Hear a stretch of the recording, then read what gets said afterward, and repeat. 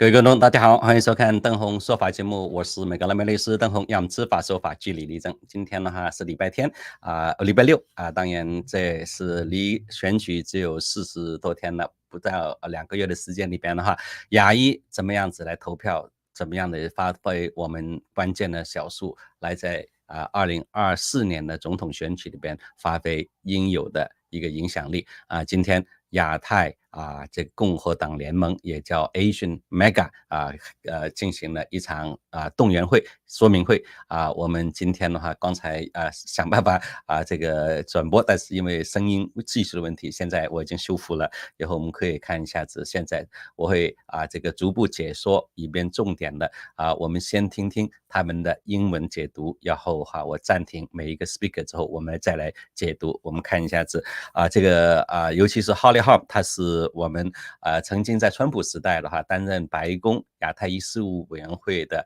主席的这位来自德州的华人，欢迎我们的。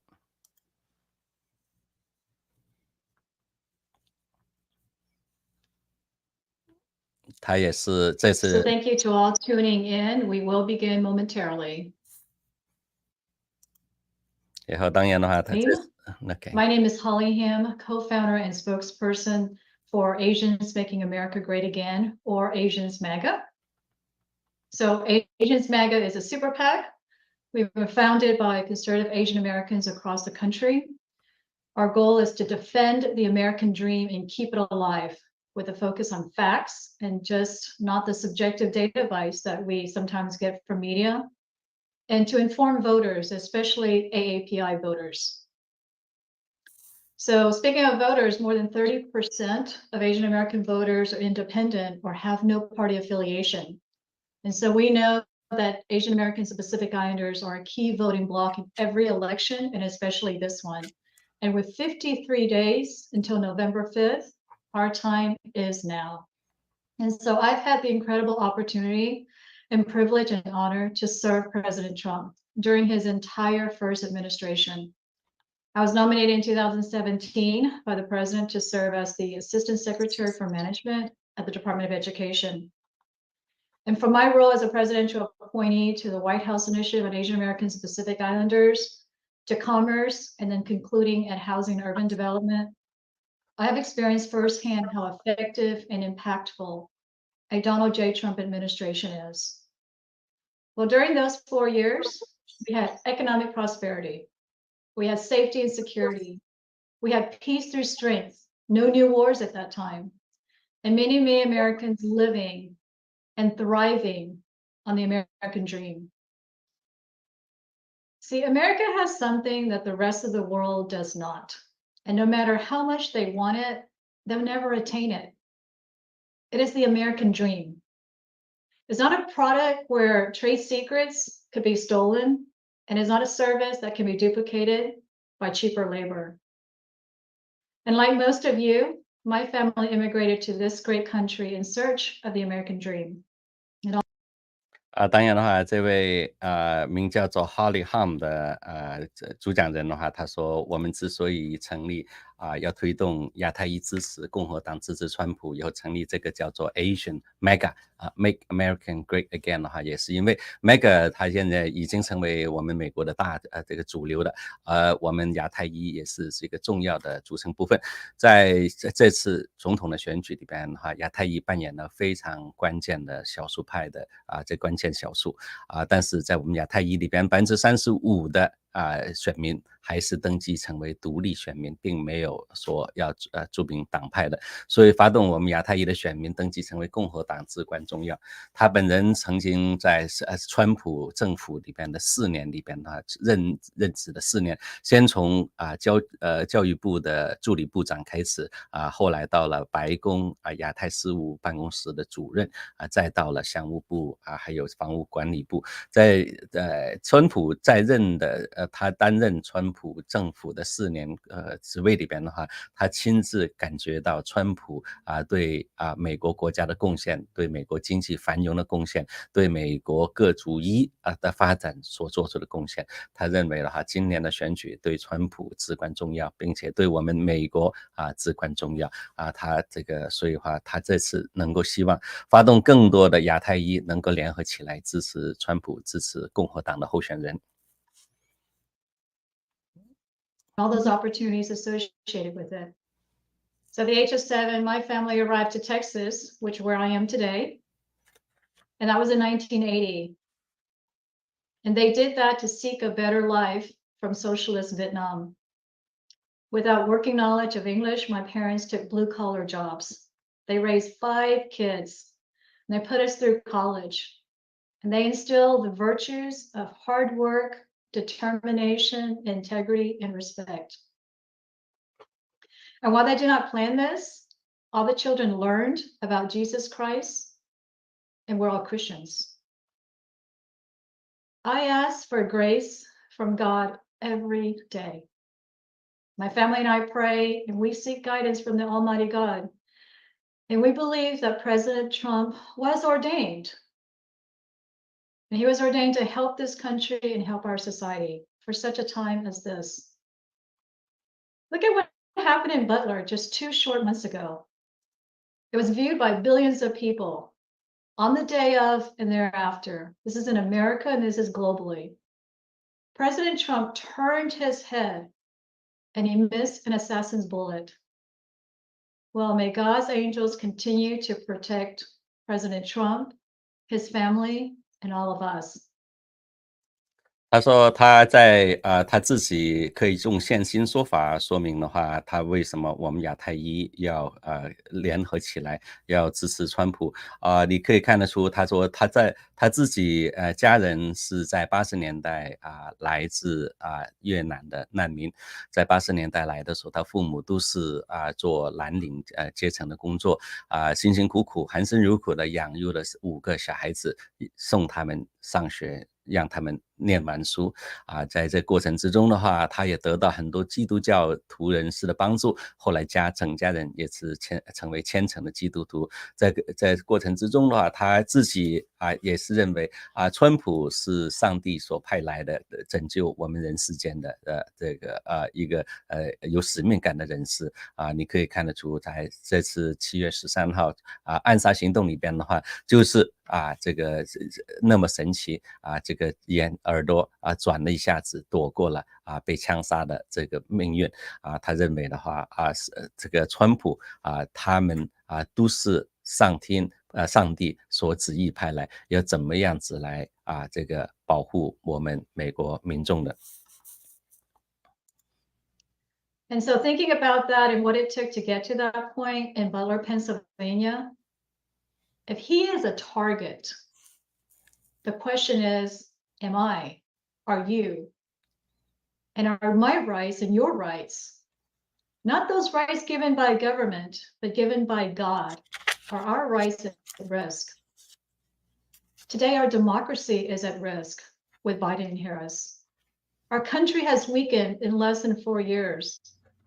Our borders are wide open. No truly sovereign country would allow that. Our safety has been compromised. The nuclear family is no longer strong. And if we inch closer towards socialism and Marxism, America's future will be bleak. I believe that our founding fathers were brilliant by creating this government that is by the people, unheard of in the history of civilization. But America was and is an experiment. It is our time to fight for the people. And my parents, my siblings, and I, we have been blessed. The American dream to all of us are so real. And selfishly, I want that for my children and one day for their children. So please join me in fighting to preserve the American dream by voting for former President Trump.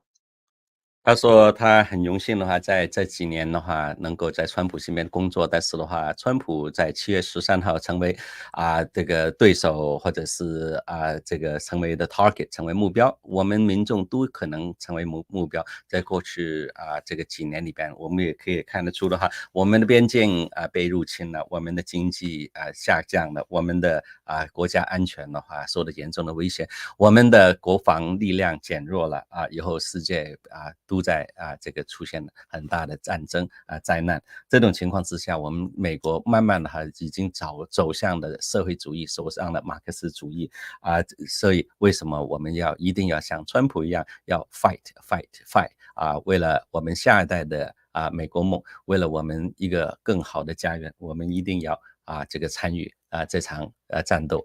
只有这样子，我们的 fight， 我们的权力斗争这个战争才能够让我们下一代拥有我们现有的美国梦的机会。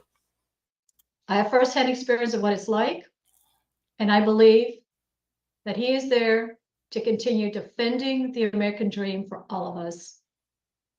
And so again, thank you for joining this afternoon. You're going to hear from others that have worked alongside President Trump 4 years ago. We will touch on these key issues impacting our lives and our communities. 所以这个很高兴里边的话，他今天大家有机会 Pastor Herman Martir will 还 speak 有 about faith and family. 还有的话，他这些邀请到曾经在川普政府里边担任过重要职员的亚太裔官员们，分享他们对川普政策的一些看法所以今天的话有这个机会让大家来以后，并且的话，这次包括了这个是一位这个Martir这位牧师包括了 Tony Ham， 他也是以前的移民局这个局长还有 Jeff Tan 这也是这个我们这个硅谷华人协会的副主席，还有赵宇康我们这个也是个共同主席推动哈佛大学招生案的后面的一个重要这个人士，还有Jenny Low 这也是这个川普时代任命的总统亚太裔事务委员会的顾问，还有这个拉斯维加斯商务的这个商会的这个理事Tuan Pham 来跟我们分享一下子这个为什么我们亚太裔要支持前任总统川普还有共和党的候选人。Tony Pham will speak about immigration and crime. Jeff Tang will address the impact of Kamala Harris's policies when she was in California and have real life experiences in California. He's in San Francisco. Mike Zhao, he will address the impact of education and discriminatory practices on Asian Americans and woke DEI policies. Jane Liu will address no tax on tips. And Tuan Pham will speak about the economy and inflation. So I'm excited that so many patriots are here today, and we have a lot of topics to cover. And for some quick protocols, all the lines have been muted to minimize background noise except for the speakers. So after each speaker, we will take a few questions.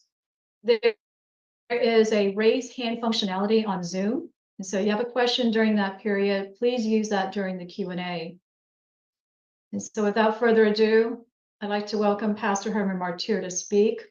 Pastor Martir and I served together in Washington, D.C. with the White House Initiative on Asian Americans, Pacific Islanders. Over to you, sir. Thank you so much, Holly. It is truly a privilege to be with you today to stand for our faith and our family and our freedom. I was excited that many of us here today care, love this country, willing to lay down our lives for the future of the next generation. I was privileged to met President Trump early before he was president personally, and told him that if he will give representation to Asian Americans, I will 100% support him. And without any hesitation, he said, "You got it." So we are here today to fight for the destiny of America, the United States of America we established on a set of values and principles and ideals that have guided and shaped the public life of our country since its founding. Our nation was built upon the foundation of conservative principles of faith, family, and love of country. Religious freedom is one of the core principles by which or upon which the American system of government is based. And yet religious freedom in our country is under assault under this Harris-Biden administration. The media, the politicians mock Christians, while government entities and actors treat religious freedom as an expression as obstacles to be overcome, rather than as important values to protect. Individuals of all faith from all points on the political and ideological spectrum should be alarmed at the mounting assault on the free exercise of religion and freedom of religious expression. The erosion of one constitutional right, especially on the fundamentals of religious liberty and the freedom of speech, may serve as precedent for the erosion of other rights to the detriment of all Americans. All across America, my friends, fellow Asian Americans, religious institutions and individuals are being subjected to increased harassment and restriction on the free exercise of religion and freedom of speech. In fact, Harris has, and this Biden administration has appointed 87,000 IRS agents to police the faith community. Employers or healthcare professionals are being required to provide or facilitate services against the dictates of their own faith and values. Public schools and students are being subjected to rules that violate their principles and values. Some states have stripped parents of parental rights to decide what is best for their children and how to raise their children. This rising disregard of religious liberty and individual rights represents a break from the long-standing American tradition of accommodating religious practice and expression that predates the ratification of our Constitution. 他说4年前在川普在竞选的时候这个之前他就跟川普见过面。他说当时他说我们代表是亚太裔社区，我们希望的话川普能够重视亚太裔的事务，我们希望的话能够这个对我们的话在这次这个选举的时候的话能够包含我们亚太裔这个川普说我们十分欢迎亚太裔的社区的参与在这过程之中川普上台之后，他一直是非常尊重并且重视我们亚太裔的议题的作为一个牧师Herman Martin 他提到，他说宗教对我们这个就是美国的一个基本的建国的根基在这个建国这个美国的宪法里面就是要保证我们民众宗教的自由。但是在过去4年中这个拜登政府贺锦丽政府已经严重的威胁到我们民众的宗教自由还有家庭的传统的价值观念在里边你可以看得出他说这部分他们也动用了政府的力量来影响到宗教的自由之外的话就是言论自由左媒还有这个拜登政府这些极左派人士的话想办法剥夺我们民众的自由，剥夺我们家长教育小孩子的自由，剥夺我们宗教在学校还是各方面的一些这个价值观念。从这部分我们觉得的话，他说如果我们再不这个团结起来，那我们的宗教自由有可能会完全被剥夺。 The choices on who to vote for in November is clear, my friends. It's freedom versus oppression, democracy versus communism, law and order versus violence, prosperity versus poverty. Trump represents all the good for America. Kamala Harris represents all the bad and wrong for America. Ronald Reagan said that, I quote, "Freedom is never more than a generation away from extinction. We didn't pass it to our children in the bloodstream. It must be fought for, protected, and handed on for them to do the same. Or one day we will spend our sunset years telling our children and our children's children what it was like in the United States when men were free. He said, if we ever forget that we are one nation, a nation under God, then we will be a nation gone under. May we as Asian Americans do our part in upholding the values and beliefs that has kept our nation strong. America is in trouble. From sea to shining sea, we're witnessing the degeneration of our nation. The United States is quickly becoming a third world nation.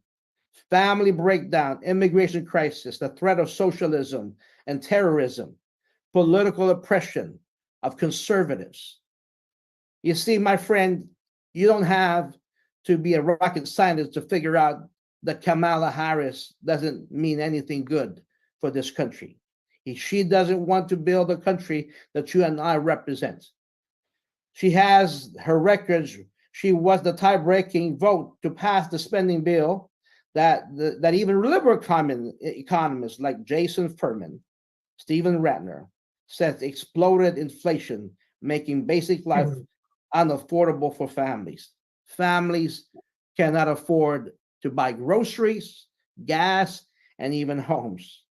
She is the last person to leave the room while ignoring the warnings of disastrous Afghanistan withdrawal, which killed 13 uniformed servicemen and abandoned the allies of our nation.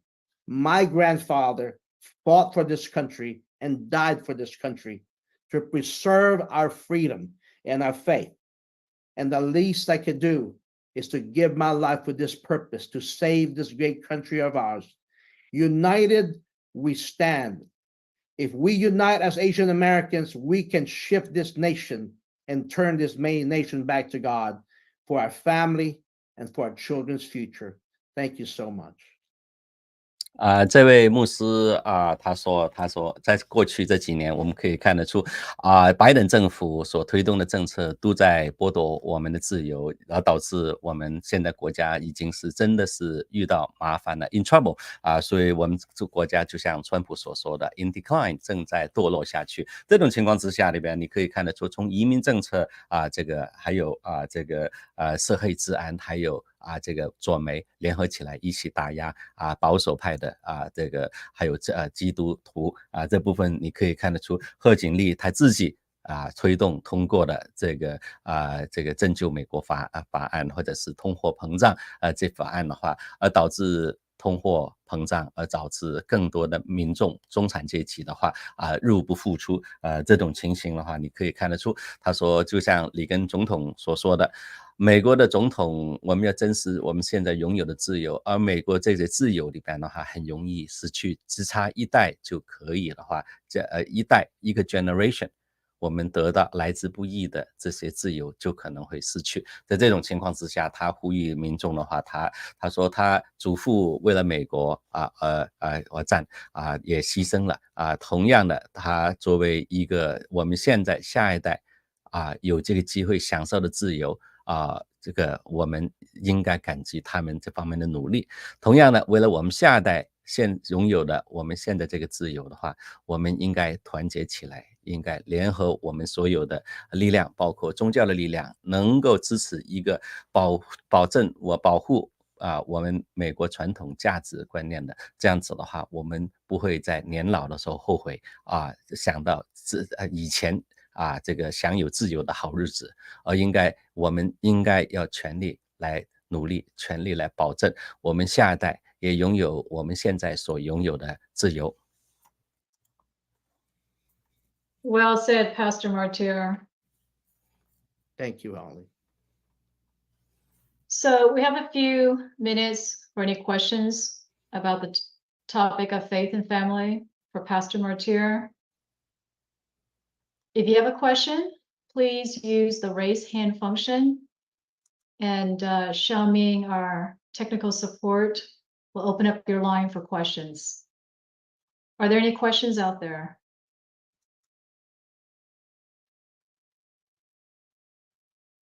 And when you're prompted to speak, please state your name, the city and state where you're calling in from, and please state your question.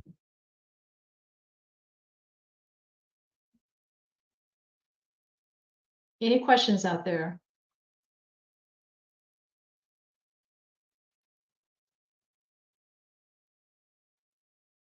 Well, Pastor Martyr, well said. Thank you. When there are no questions, that means everybody is in agreement. If I can say that. But you know, this is not, this is not a laughing or a laughable moment at all. Yeah. But you're absolutely right. When the nuclear family is no longer strong and there's a breakdown in our faith in our nuclear family, it's only one generation away that it all falls apart even deeper and deeper. And without the family and without deep faith in our communities, we are at risk of not being as strong. Yes, we have to speak up. 1963, they removed prayer in the Bible from the schools of our country. We didn't speak. We didn't say anything. The church was silent. 1973, when they made abortion legal, the faith community, conservative community were silent. 2014, when redefined marriage, the silence was deafening.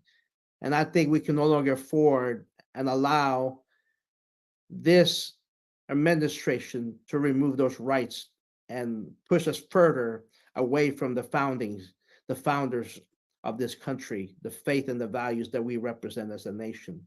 So I think that is the reason why we're fighting for this. It's not for us anymore, it's for the next generation. And the legacy that we will leave behind is more important than anything else, Holly. And that's why it is so crucial that we fight for this nation. 马特律师 Completely agree. 他也是提到 Well, 了 you're going to find Pastor Herman Martin.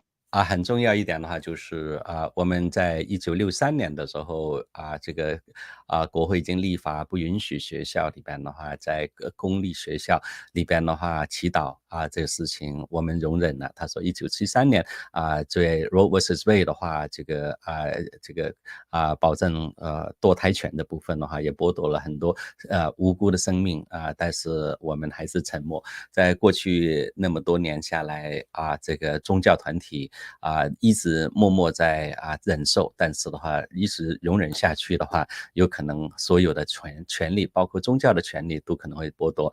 哈利所讲到的话，我们美国之所以伟大，就是建立在两个基础上，一个是信仰宗教，另外一个的话就是家庭，而是现在民主党的激进派推动成功的摧毁试图摧毁宗教的根基试图将我们的传统价值观念的话改变这种的话就会动摇到我们美国的根基这个牧师Marty 已经提到的话，我们现在的努力不是为我们自己，而是为我们下一代。我们要确定的话，我们下一代还有下一代都能够享有我们美国宪法所赋予的这个自由。这个自由的话，包括我们的言论自由，包括我们的宗教自由。Here alongside us as we move forward in the next few weeks with live rallies. So Pastor Martyr, thank you for sharing these deep thoughts with us and with our audience. Thank you, Holly. So this time I'd like to welcome Tony Pham. Mr. Pham is a Trump-appointed former ICE director, and he was at the Department of Homeland Security. Tony? Holly, hey, thank you so much for having me. Forgive me for everyone who's watching. I had to rush back from my son's soccer game, but I'm prepared to talk about a topic that is very passionate to me and why I chose to, in 2020, to join the Trump administration, and that is the systemic decimation of our border security and our national security by the Biden-Harris administration right now. But before I get into some of the issues and concerns that are prevalent right now, I want to highlight and focus on some of the fantastic things that President Trump put in place during his first term as president. We're talking about building close to over 480 miles of border wall throughout the Southwest states, stretching from the base of California all the way through to Texas. We had remain in Mexico, which allowed us to be able to keep migrants out of the United States while they engage in their processes of seeking asylum and having their court hearing dates. We increased our immigration judge numbers as well as immigration prosecutors to be able to handle the influx of cases so we can expedite the hearings and get these individuals their day in court, but also when they had final order removal, we were prepared to deport them back to their native country, host country. And so given a lot of the policies and practices in place that the media erroneously called racist policies and procedures, we were able to secure this nation and ensure that our national security footprint was 100% in place so that we could protect Americans. Post 2020, what we're seeing right now is over the last 3.5 years, the Biden-Harris administration has systemically destroyed our southern border and has created a substantial risk for terrorist attack in the interior of the United States based upon all of their unwinding of the Trump administration's policies. So if you don't believe me, and based upon the conversations that I've had, I always want to provide real life data points for listeners and viewers to understand about where we are in comparison of the two administrations, okay? This information you can get from public-facing databases like CBP's webpage. You could just take the time to look it up. So I'm not giving you any information, and I'm not shading the information to fit any particular narrative other than how horrible this current administration is right now. And I will talk about the fentanyl apprehensions. In 2020, we only had to deal with about 2.4 tons of fentanyl coming across our southern borders that we were able to secure and apprehend. Through 2023, in 2023 alone, because of the catch and release and open border policies of the Biden-Harris regime. And let's remind the folks who are watching and listening and who are watching this presentation, Kamala Harris was named the border czar by President Joe Biden. She was tasked with the responsibility to be able to secure our border and be able to protect the children who were being trafficked across our borders, to stem the flow of irregular migration across our borders, but also deal with a lot of the issues that were within the interior of the United States to include increase and enhanced deportations. However, because she failed at her job miserably, in 2023 alone, we had to deal and address with 13.5 tons of fentanyl crossing over our southwest border, folks. And I want folks to understand that that is a catastrophic, substantial number of poison that is being allowed across our southern border into our communities, into our neighborhoods to kill our children. And that is easy to stop. When I tell you about these numbers, I can tell you. 现在是由 Tony Pham 来解读一下子，因为他在川普的政府里边担任了移民执法局的局长这位这个局长前任局长他说他最重要了，要让大家了解一下子川普时代的时候的移民政策是什么，以后Biden 的移民政策又是什么。他说在川普任期的时候他也是参与了，并且的话川普总统亲自的话在移民政策方面的话这个推动，并且拨给移民局的预算，最后的话而导致的话在从洛杉矶从加州到德州一共建造了480公里的围墙，在围墙里边的话让大批的这些非法移民没办法来进入美国。同样的川普时代推动了这个留在墨西哥，就是你要偷渡进美国，但是的话要申请庇护，申请各种这个身份的话，你不能够留在美国，你必须要在墨西哥等候，等移民局查证了以后批准了，你才能够进入美墨边境但是同样的在川普时代他们增加了大批的移民法官还有移民检察官，对这些非法移民进行了快速的驱逐行动同样的对每一位进入美国的这个民众不管都进行了背景调查确保他们不存在任何对美国的国家有任何威胁。但是的话自从2020年开始在过去3年半拜登政府里边的话，基本上将以上川普的政策这全部取消掉，而导致大批的恐怖分子还有危及到我们国家安全的很多犯罪集团涌进了美国。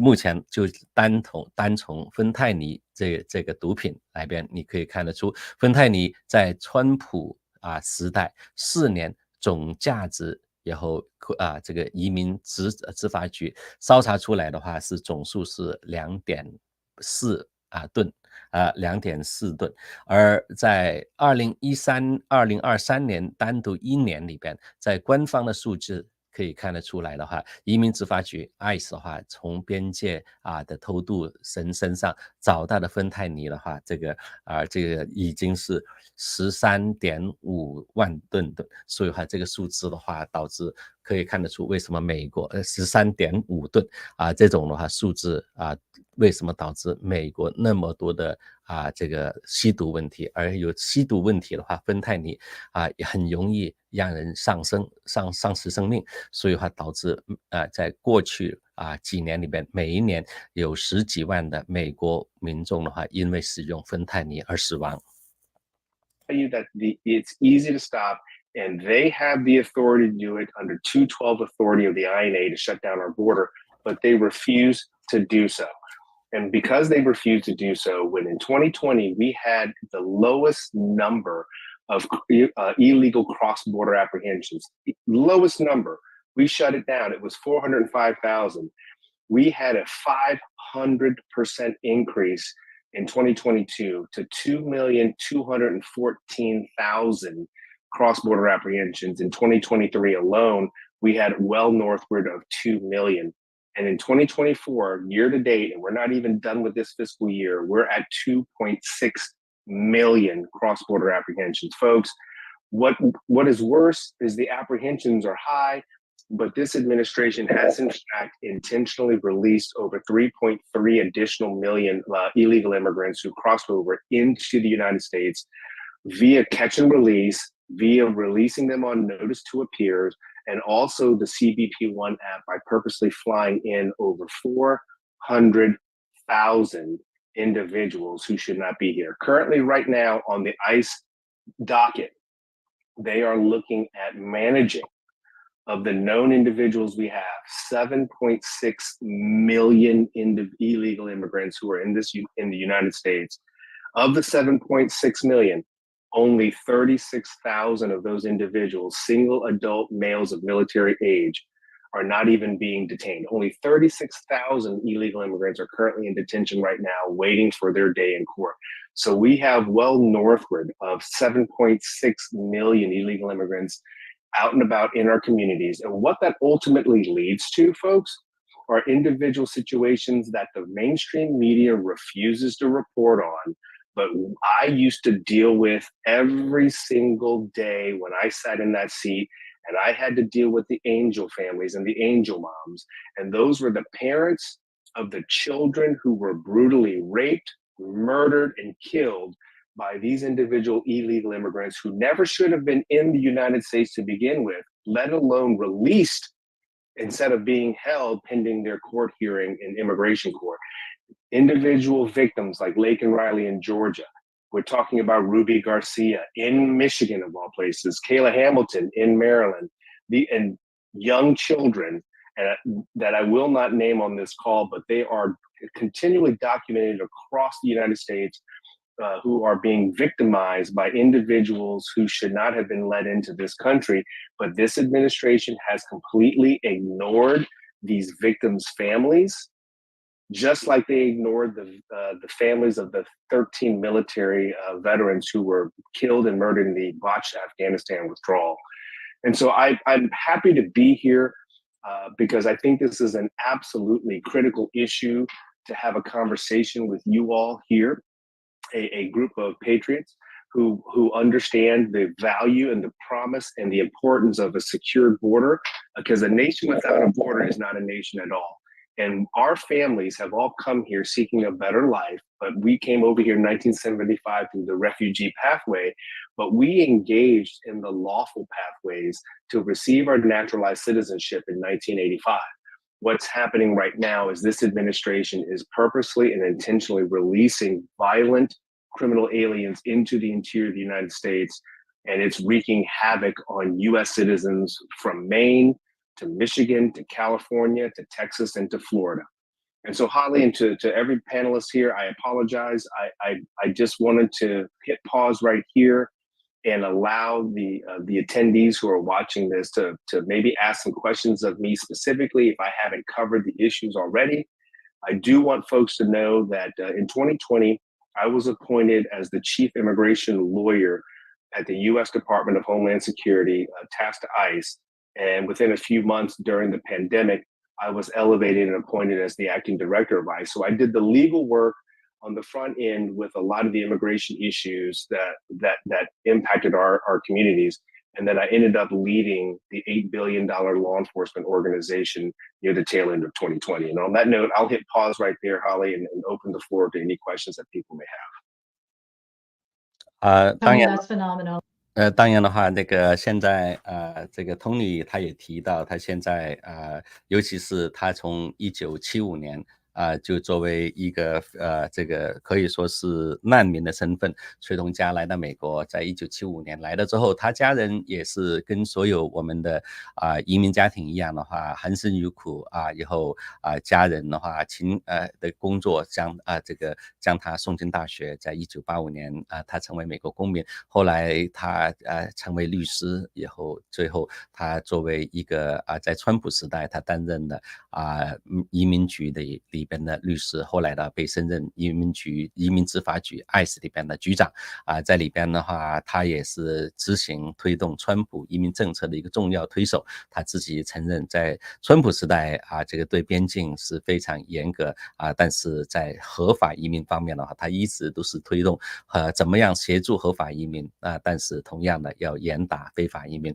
在里边的话，他非法移民可以看得出，他已经给美国造成很大的伤害。他里边用了具体的一些数字他说在这个过去已经美国现在的话，除了分3批非法移民进来在这个2020年这个进入美国，在美国边界里边抓到的非法移民的话，基本上已经成长了5倍之多在川普时代整一个的这个被扣押被移民局抓到的非法移民大概有45万而已，但是的话在2020年开始，基本上每一年以200万的成长速度来增加在过去这部分是被移民局已经抓到的以后，并且的话在所有的抓到的以后移民局都是抓到就放人所以这部分里边的话，一共在移民局的数据库里边的话，这些要让移民局放进美国境内的话，一共现在有760万的非法移民这个但是真正在扣押在移民局里边监狱的话，只有36000人在这个760多万人之外的话，还有一些是没有被移民局这个抓获这些人的话翻山越岭以后直接偷渡进入美国的也是无数多。除了这个之外，在目前来说已经有40万是美国政府派飞机到中南美洲接近美国来的，这种的话就是有40万所以一加起来的话，这个数字的话都是靠近了200万这些非法移民进入的时候，因为没有做过背景调查，也没有任何的管制以后这个拜登政府是故意放纵了这些非法移民进入了美国，而导致这些非法移民来到美国之后，并没有像我们合法移民一样的话来努力来遵守法规，他们的话造成了无数多的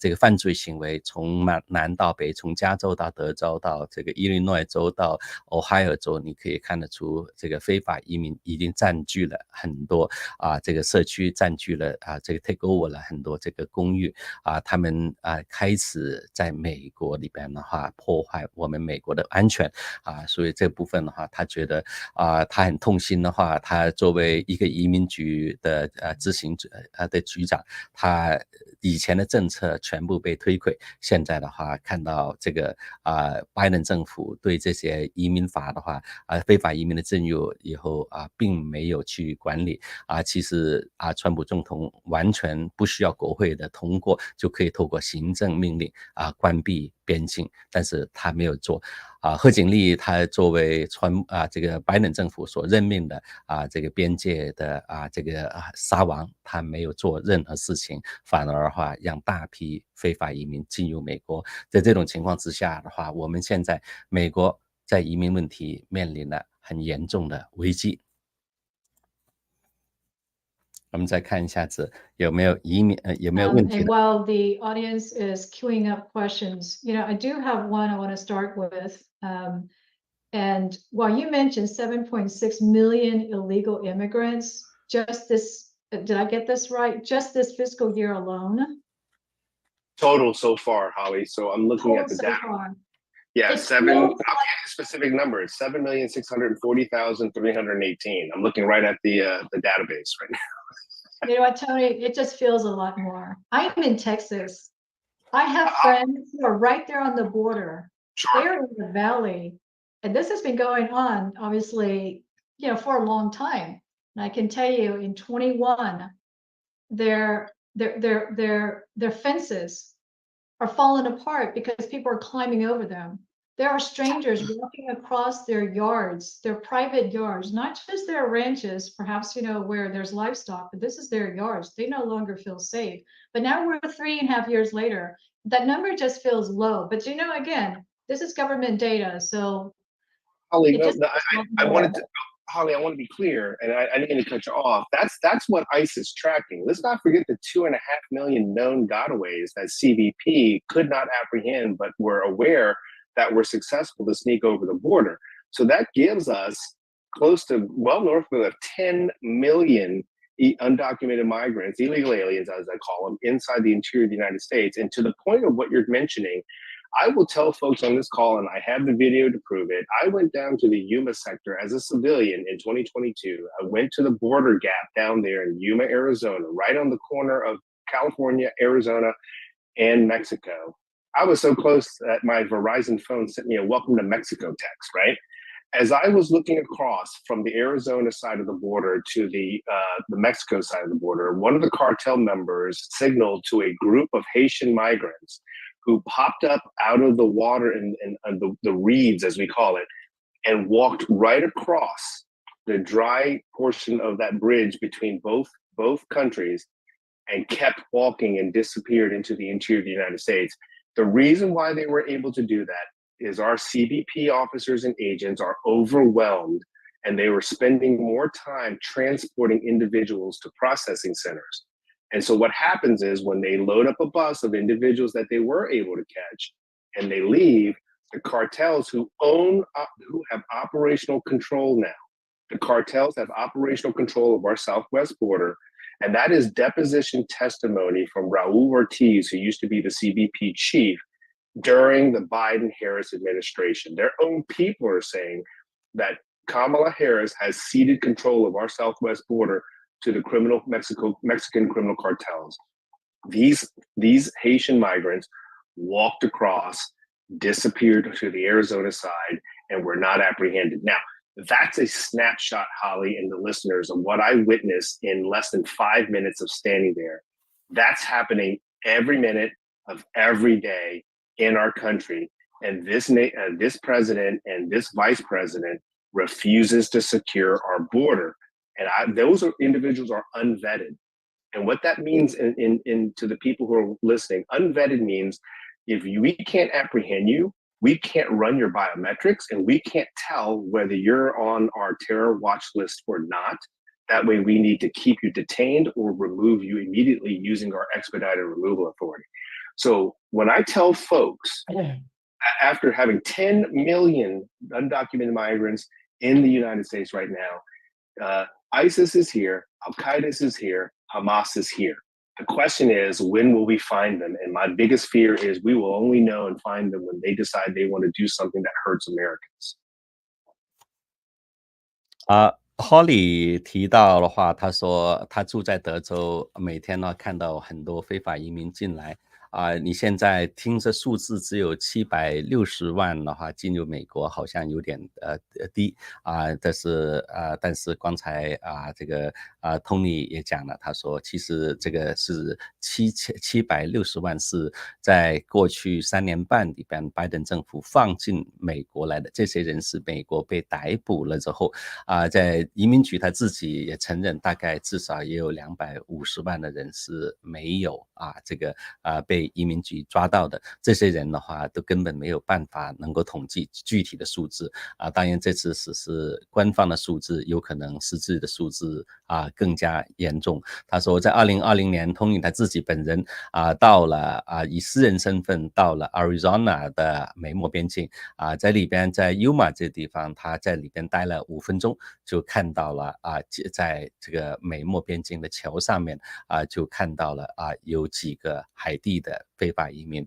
在走大摇大摆的走进了美墨边境他当时就问里边的一些边防人员他那边边防人员说，他说我们现在这个边界巡逻署CBP 的人正忙于这个运送这些偷渡客到转运站里边去这个做办手续，所以根本没有人来看，所以他们这些墨西哥的卡跳的犯罪集团他以前他们现在的都是变成一个走私人口集团赚大钱了，所以一旦是一个 bus 送完之后这些卡跳的人马上的话支持下一批的人也是非法偷渡，以后进了美墨边境之后的话在等候这个 CBP 来逮捕，来再用 bus 来接送，再进去处理。他说这个部分里边的话，这种的话 CBP 变成了一个专门替墨西哥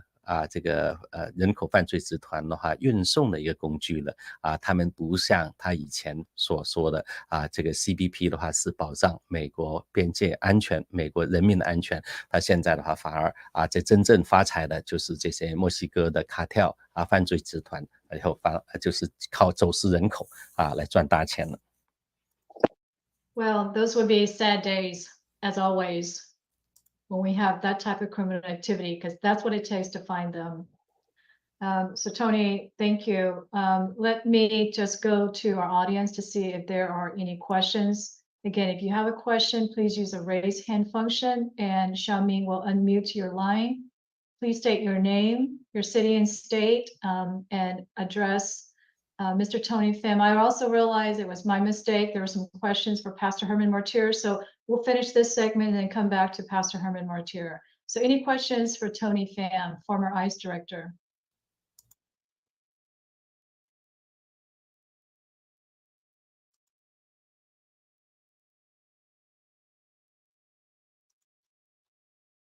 I think there's a question there for both of us there from Ernie Gonzalez.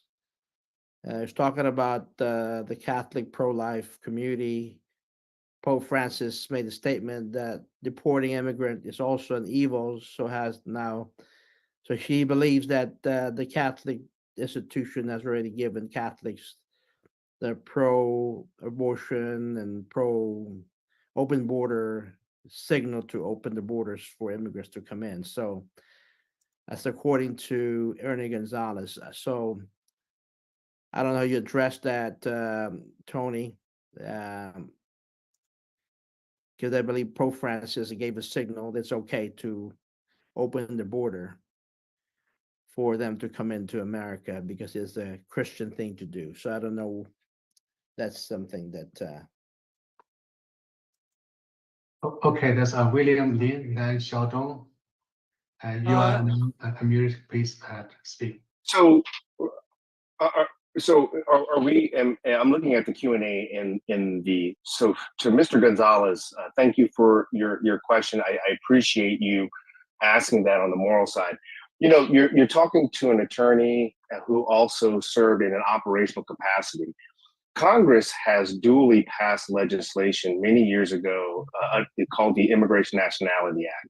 It provided the authority to ICE to apprehend individuals who are inside the interior, but it also gave CBP the authority to shut down the border. I don't look at this as a moral or immoral issue. I look at this as a national security basis, which, in my opinion, supersedes the question of what the Pope has to say is moral or immoral. If you go to the Vatican has a law, right? So I would love for the Pope, and I respect the Pope, and I'm a Catholic myself. I would love the Pope to address how could he say that it is immoral to let people in or deport people when the Vatican themselves has a law, and he travels with a security detail like I had to with 4 people because they threatened my life on a regular basis. The radical leftists targeted my wife and kids and came to my house in 2020. This question, you talk about morality.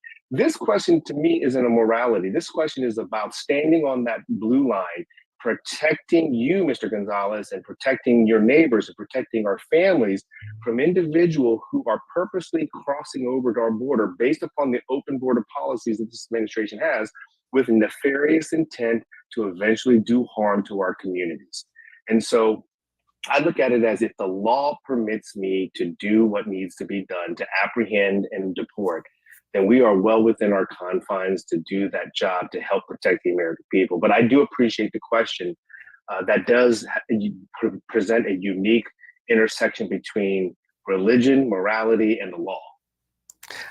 这个有一位观众朋友他问了个问题，就是 Tony Fan 以后他说现在这2天的教王Francis 也是谴责川普说要大规模驱逐非法移民，这个是不道德的这个不人道的行为而你现在这种天主教的话，在很多非法安置非法移民方面的话这个也在暗中在帮助安置很多非法移民你作为你的看法是什么Tony Fan 他说其实他作为一个律师出身，同样的也担任过移民局的这个移民执法局的局长在他的工作执法局就是要驱逐非法移民同样的 CBP 他是属于边界边防局，他的责任也是在执行移民法。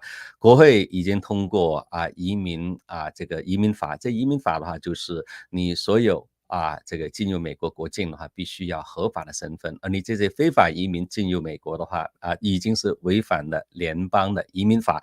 对他来说他是个执法人员，他必须要执法。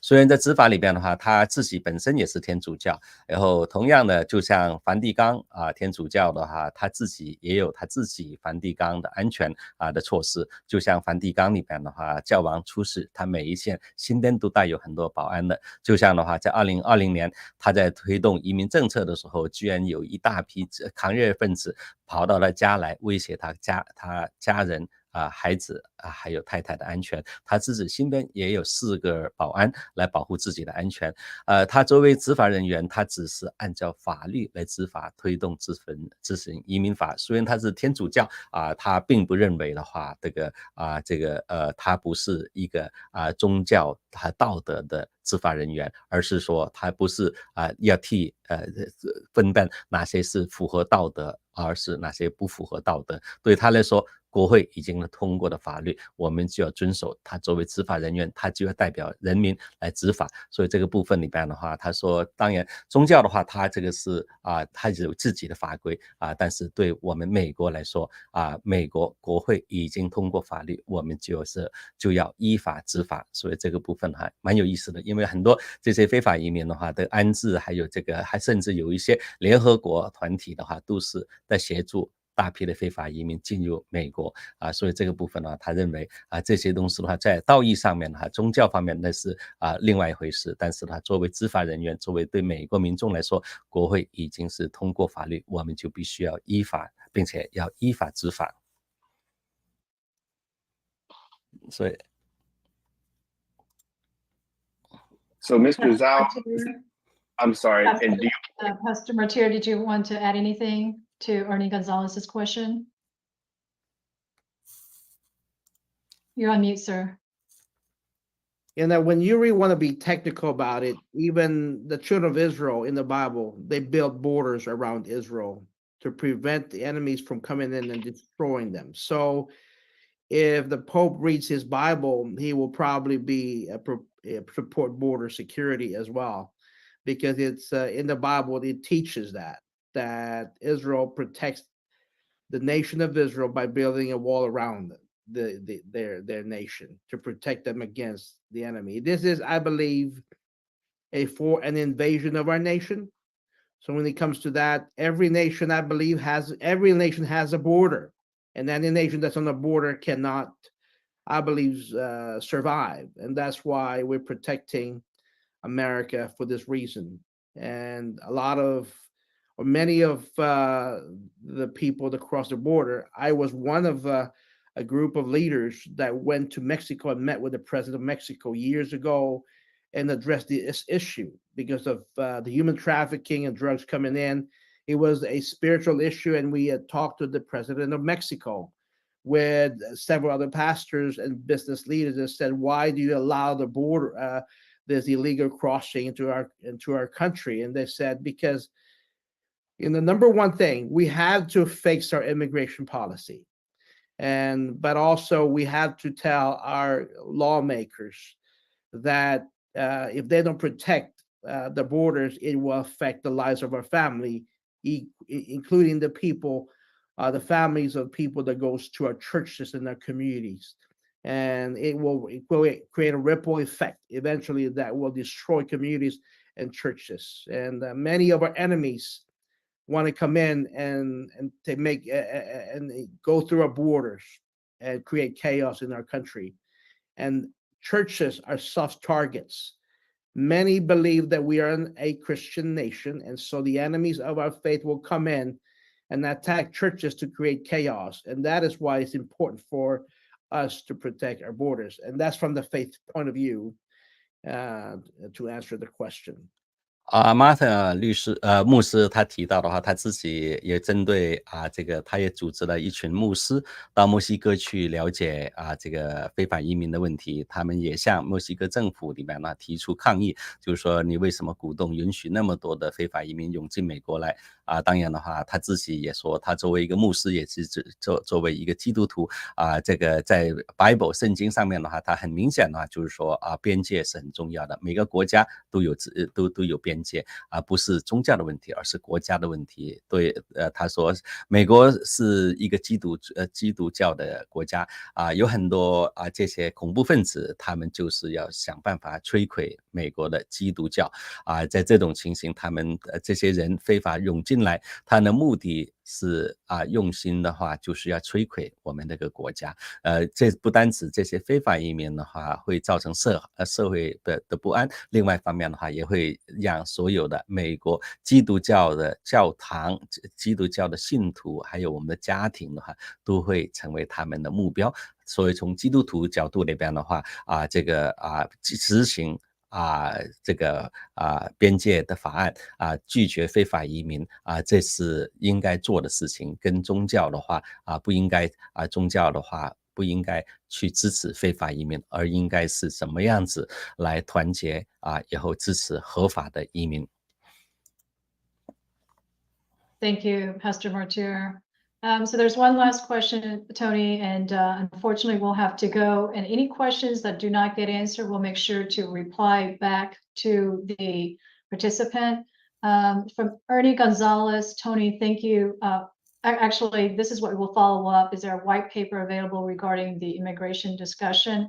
I believe you stated that is actually on the government CBP website, so we'll point Mr. Gonzalez to that. From an anonymous attendee, why are there a lot of Chinese people still trying to mislead the Chinese community to support Democrats? Are they trying to turn the USA into a communist country?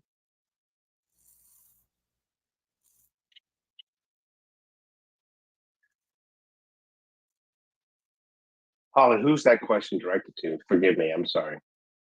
Tony, why don't you Probably I would probably I answer that question later on. That I can answer that. Okay, and Mike Zhao just spoke up. Mike is actually Chinese from from the Chinese community, so we can hold that question until later. Yep. So in the interest of time, let's move forward. Tony Pham, thank you. This is extremely valuable. I even took some notes, and I will be visiting the government CBP website and others. So moving forward. I might have one question to Tony, very important. During the debate, Kamala Harris lied. She accused President Trump derailed a bipartisan agreement for border security. Tony, can you address that? That's very important to really clarify this issue for Asian Americans. Hey, Mike, or let me clarify and restate the question. Is the question on the table why is this about the bipartisan border bill? And okay, so let's be clear. So ICE is about an $8 billion organization. So we have a sufficient amount of taxpayer money to make magic happen if we're allowed to do it based upon proper, forthright, conservative leadership that doesn't handcuff us, right? And so the bipartisan border bill did nothing more than simply throw more taxpayer money towards an issue that doesn't need any additional funding. Look, you could talk about more, and you'll hear Kamala Harris talk about, oh, the bipartisan border bill would have had additional numbers of agents and ICE agents. Let me go ahead and be honest with folks. We lost through regular retirement and attrition a tremendous number of individual officers and agents who retired from the agencies because they just refused to be, part of the conspiracy of this administration to fling open our borders. So we have what we call the appropriate total number of IPNs, which is in the human resource context, available full-time positions. Nobody wants to work in this administration. So we already have, let's just say 4,700 ICE agents right now. We are appropriated for 6,000. So there's 1,300 available slots. Nobody wants to fill those slots. So you're going to tell me that the bipartisan border bill should be supported because it gives us access to 5,000 agents? If we can't recruit to fill the 13 vacancies, what makes the American people think that we're going to be able to fill 5,000 positions? So it was nothing more than a red herring and a smoke and mirrors game trying to entice conservative Republicans. And I don't know why that senator was part of it who pushed it, to push more money to the immigration and border bill when it in fact did nothing to curtail massive cross-border crossings. Let me go ahead and give you guys this one thing. You do not need to spend $20 billion, $30 billion, $40 billion in some new piece of legislation when the president of the United States had what we call 212 authority to shut down the southwest border. 212 authority to do executive action to shut down the southwest border. Folks, when we were in office in 2020, we came up with Title 40, right, under the Health Act. You have the authority that Congress has already passed for you all to take executive level action. He has already shown the American people in his first 90 days that he was not afraid to take executive action to unwind all of President Trump's prior policies. In fact, he put in an executive order to halt for 90 days all deportation flights from the United States.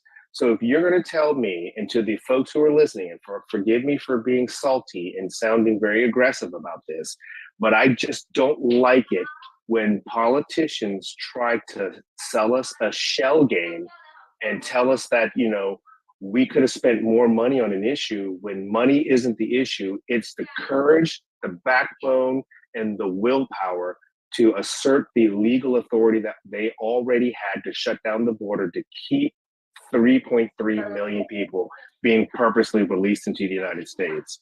So I hope folks who are listening understand that when Kamala Harris talks about how the president got involved, we need to ask the deeper question. Why didn't you just take executive action to shut down the border? That's the bigger question that she needs to answer for. 有2个问题，一个问题里边的话，Holly 的话，他说有人问这个为什么那么多的华人在支持民主党的，尽管民主党的政策是那么左是不是华人这些中国人都希望能够将美国变成中国一样的成为一个社会主义一个社会呢？当然待会赵宇空会回答这个问题。赵宇空的话他来自中国也是一个华人，所以话待会我们也听他的回应赵宇空同时的话提出了一个问题，那就是在这次贺锦丽跟川普的辩论会上面这个贺锦丽他提到他说移民政策的问题的话就是2个，第一个的话他提出预算案以后的话这个你们并不同意，并且的话在里边他会增加移民这个执法局的经费另外一方面的话他说是你们共和党不愿意推动这个通过移民这个边境法案他看看的话因为Tony Fan 的话他的意见是什么样。 Tony Fan 他提到他说其实这个在美国他在移民局移民执法局一共有80亿的经费他在任的时候已经有足够，一共有6000多名的移民边界人员执法人员，他们是专门负责驱逐这个非法移民的他现在不是存在着经费问题自从拜登政府上台之后取消了很多法案，包括由他起草的这个这个 Title 40呢最重要的话移民局不需要这个通过移民驱逐程序逮到非法移民可以直接驱逐，这个 Title 的话是总统行政命令他当时是由他起草的这个 Title 40这个拜登上台取消之后以后，并且的话很多这个他们要求ICE 这个驱逐非法移民的这个部门来协助处理将允许大批非法移民进入美国，而在6000多名这些工作人员边界人员的话，他们不满拜登政策这种的话，他本来做的工作就要驱逐非法移民了，导致的话一大批这些执法人员的话辞职不干了一共空下了大概有1300多个空职位，但是的话他现在有这个预算80亿的预算，1300多个空职位都找不到人，因为没有人真正有胆量愿意替美国政府服务的，他都不希望的话自己的话变成协助非法移民进入美国的帮凶，所以话他说这个部分并不是说你砸了钱就可以解决问题，现在有钱有空位，而是贺锦丽所讲的东西的话，他说是国会是川普不给他经费，完全是谎言，因为这个经费解决不了问题，现在移民局有足够的经费找不到人，所以的话这个第二部分的话他提到一点的话就是现在越来越多这些移民政策的话完全是可以通过行政命令来解决的这个在移民法里边还有212条款授予总统很大的权利总统可以关闭边界，可以做很多的事情，但是的话这个贺锦丽并没有这样子做，拜登政府并没有这样子做，所以话导致的非法移民的涌进来，它不是任何共和党的错，而是民主党他是故意让大批非法移民涌进美国的所以的话他很生气的话就是在选举的时候他将议题转向了这个说共和党不给他经费，不给他并且的话他的 border bill 最重要就是变成一个变相的大赦这个法案允许这些非法进入美国的人奖爽给他们身份让这些也导致会更多的非法移民涌进美国。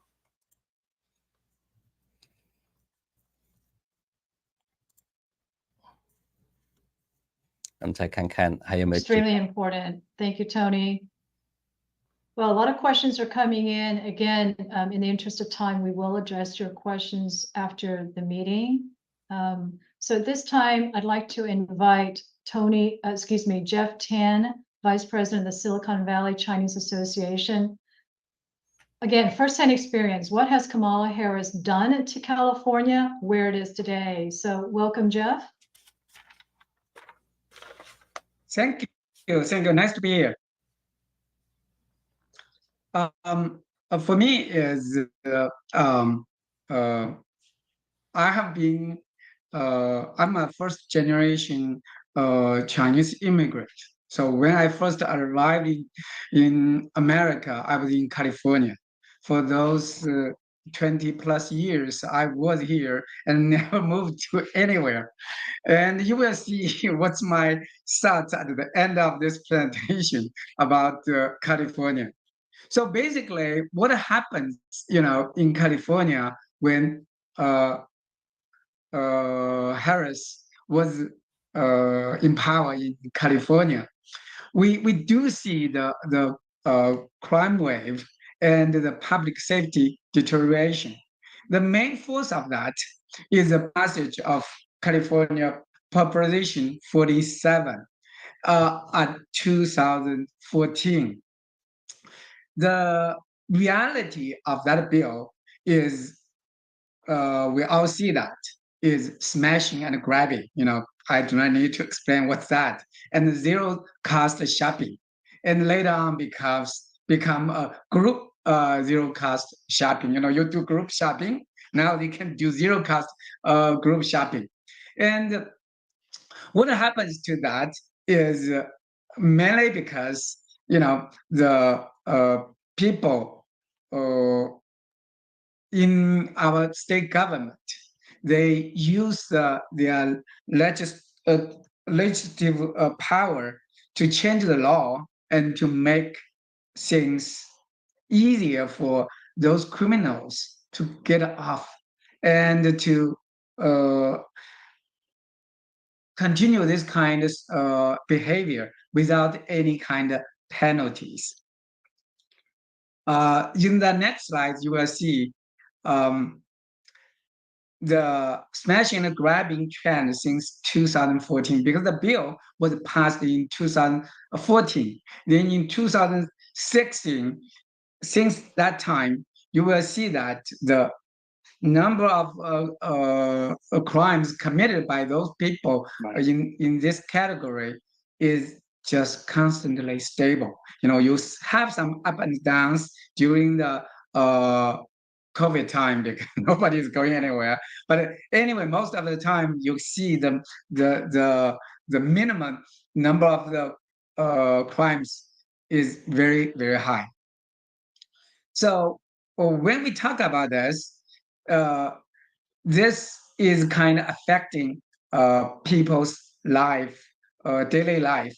And for the merchants, what they have to do used to be, you have everywhere, you go anywhere is open shop. Now they have to lock up certain things to prevent the theft from happening, so they can cut down their loss. And the most thing in terms of personally, Harris did is for this particular proposition. At that time, actually, 2014, I'm a kind of new to politics. So I'm kind of naive. I'm the one actually represents many regular Californians who voted yes for that bill. Why we voted yes? And you can see she changed the name, used to be criminal sentences, misdemeanor penalties, initial status. Those kind of things, people are not that attractive to that. But she was using her power as Attorney General to change that into Safe Neighborhoods and School Act. Such an attractive title. I'm a kind of also has a special focus in education. So when I saw that, and I read a little bit of sentence about this bill, is saying, how we can save the money for the state, and then we can put the money into the schools. And I thought this is a very good bill. That's why I voted. But the reality is, as an Attorney General, she should aware of the consequences, what the really means. Not like us, the ordinary citizens, we do not know much about the law and the consequences. So that is one thing she did. She definitely, promoted this proposition vigorously. And actually, the party she is in actually actively doing many things in terms of what they call judicial reforms. There are more than 2,000 bills proposed in 2023 alone, and many of them are dealing with those. And certainly, Proposition 47 is a symbolic model for all the bill following. So this is, we always say, this is a golden example of that. And certainly, when I talk next about the homeless, Harris and the California Governor Newsom, those two people are major force behind all what they call judicial reform. So with all those what they call judicial reforms, they come up with many bills, and the what I call the sibling bills of Prop 47 is basically, there is a bill in 2011. They push all those offenders from state prison to county jail. The county jail's capacity, right? So, and their financial strength. So the Prop 57 in 2016, then that's basically end up with more prisoners released into the society. And the next is what we call the real crisis in California, besides those smash and grab, is homeless people. And the party supposedly, the People's Party, and we really care about individual citizens. And now we see more and more people sleep on the street. I'm the parent who drives my kids to the school every morning, and we are living in a nice neighborhood. But every day I will pass that homeless person who sleep on the street. I have to pass that corner, and my kids always ask me what happened, why he is sleeping. 当然的话，现在是邀请到 Jeff Tan 是这位唐先生的话，他是在硅谷华人里边的一个组织里边做的他说，自从2014年开始，贺锦丽就推动通过了47号法案。当然的话，这个47号法案还有一系列后来犯罪除罪化的法案通过之后，现在已经将加州变成了一个第三国家的一个国家一样的里边的话，在他用现行说法，他说现在旧金山地方的话出现大批商家不得不要关门，大批的商家必须要将贵重的物品锁起来这些零元购导致大批的整个加州对这些大砸抢都没有任何的惩罚。而当时他也被骗了，在2014年他来美国刚好时间不久当时他提出一个法案的时候的话这个47号提案原来的名字就是轻罪调整法案没想到贺锦丽他当时是担任加州的检察长，他将这个法案的话变成一个所谓的社区及学校安全法案。当然的话，哪一个人不会希望自己的社区安全呢？不希望自己的学校安全呢？所以他也是推动以后并且投票支持的47号提案。但是后来才知道了47号提案是让950块钱以下的这类行为的话变成轻罪，不再判罚重罪，不用再坐牢导致还有一系列这种的话商店偷盗毒品的案件他不再这个惩罚了在这部分他可以看得出，他说贺锦丽他是不诚实，专门是欺骗这个我们加州选民在47号提案通过之后的话，加州州长 Newsom 跟他一起联合推动了2000多项提案，这些提案里边的话很多都是犯罪除罪化而导致现在加州出现的话犯罪行为不需要付任何的代价，而也导致大批的这个游民的问题，所以他现在就谈到游民方面的问题了。 On the street every night. The California passed numerous homeless bills. Just like Tony said, their past bill, they threw money onto some problems. Actually, they threw tons of money on this problem and they never solve it. As a general citizen, I can use the example is saying during the COVID time, San Francisco is a nice, quotation mark government, city government. So they really want to take care of the homeless. So they set up a tent on the Civic Plaza. They have those tents for homeless to sleep in. At the end of the year, each tent, the number comes up, but nobody really believe. For each tent they set up, the cost almost close to $100,000 for each tent. Nobody can come up with this kind of number. People are wondering, you throw all this money to the people, you suppose those people can really get the benefit, and actually where the money goes. Anyway, with those homeless and smash and grab, so what's the consequence for California? So basically, doesn't matter which companies, the retail companies, high-tech companies, they are leaving San Francisco. On 所以他也提到的话，他说这游民问题的话，这个政府通过了很多法律，不断的给钱进去甚至的话，这个浪费我们纳税人的钱，花了1万块钱建一个帐篷，但是的话都没有人住进去这种浪费行为并这个没有解决游民的问题，而游民的问题加上犯罪率的高升，而导致大批企业搬离旧金山。他举例的说，现在的话在这个商店里边，在旧金山已经关闭的话，包括了 Fifth Avenue, Old Navy, Anthropologist, Amazon Go, Whole Food, Office Depot, Nordstrom, H&M, The Real CB2, Banana Republican, Alista 这些很多商店不得不要关门了，因为经营成本太高了这种零元购以后打假抢的案子，它导致这个商店的工作人员安全受到威胁，以后这个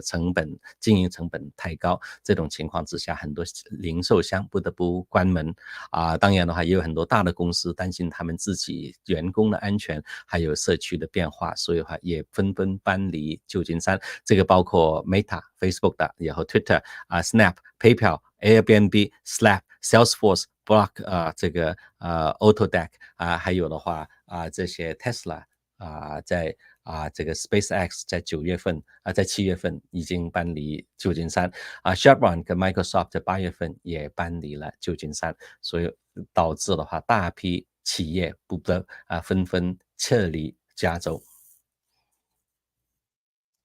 left the picture list all the companies leaving California for retail, and high-tech companies not California, leaving San Francisco, because San Francisco is golden model for the homeless and smash and grab. And several days ago, maybe last week or last month, there is a camera crew was doing a reporting about these problems, smash and grab. Actually, they are smashed and grabbed by those people for their equipment. So personally, for me, is I love California. I have been in United States for 20 plus years, and my home is in California. But this summer, I took my whole family to the East Coast and to certain states, and we are thinking relocating over there, thinking maybe, Georgia, North Carolina, those kind of states, maybe is a better place for my kids to grow up. And, if we elected this female president, then maybe the whole America become California. Where can I go? Where can I find a safe, nice place for my kids? This is from the real thought from regular citizens in California. That's all. Jeff Tan 谈了一个很重要的问题，他说，加州的这个零元购犯罪问题、游民问题，还有学校里面的执着问题，他不得不这个离开了，搬离了加州，搬到了东部去了，这个因为你可以看得出他为什么搬离的话，就是当地的记者在采访零元购的时候的报道的时候，连记者的摄像设备也被偷走，也被打，所以你可以看得出这个犯罪的猖狂程度让加州居民非常担心。他担心的话，贺锦丽当选了之后，他现在已经搬离了加州，那将来他的施政政策会像加州一样，将全美国都变成加州。他担心的话，如果是这种情况之下，他搬去哪里呢？他已经搬离加州了，如果是贺锦丽上台之后的话，他没有别的地方可以搬了。Jeff, thank you so much. Do you know where they're leaving California and coming to? Well, there was Arizona, there's Texas. And I'm here in Texas, and we're benefiting from Oracle relocating to Texas, HP relocating to Texas. Elon Musk has just moved his third company to Texas. And Texas is pro business, very friendly. And in fact, I have to tell you a short story that we moved into a neighborhood here in Northeast Houston, and we learned just 2 doors down across the street is a family from California. And everybody stereotypes, but they are conservative. And while they may not say we're conservative, they espouse those conservative values, and they've even shared how they vote. Why? Because they did escape what you were talking about. They've seen this, and they're wonderful. We break bread together. We walk our dogs together. So leaving California is a reality, and it's unfortunate that if Kamala Harris gets voted in, she is to the left of not only Biden, but Bernie Sanders. So we certainly don't want to California the rest of our country. One other comment, you mentioned, very misleading. You mentioned misleading bills. Our government does that. But I'll tell you, one of the most misleading now is the Inflation Reduction Act. There was nothing about reducing the inflation at that time. And so, Jeff, thank you. I think we have time maybe for one question for Jeff before we move forward. 那当然的话，哈利的话，他提到他说他住在德州最近的话，他的邻居从加州搬到来所以因为加州的这执着政策而导致大批加州居民搬到了德州，搬到了 Arizona 州他说现在目前呢 Oracle 甲骨文已经从加州搬到了德州，也包括 HP 公司也是从加州搬到了加州在里边的话，很多从加州搬到德州的人的话都不满加州的现状当然的话，里边 Jeff 所提到的这些民主党，他善于用文字游戏来欺骗选民的话除了刚才讲47号提案变成了一个是所谓的 Neighborhood School Safety 这个 Act 的话就是一个很欺骗的行为，就是贺锦丽所推动并且投票通过的这个所谓的降低这个通货膨胀法案，其实就是通过4.6兆的预算案，像以后的话这个并没有真正降低通货膨胀，反而会让更多的民众这个通货膨胀这个生活更加这个苦所以这个部分你可以看得出民主党就会玩这种欺骗的游戏。我们再看一下子 Holly 他里边的一些问题。I believe Tony Pham has dropped.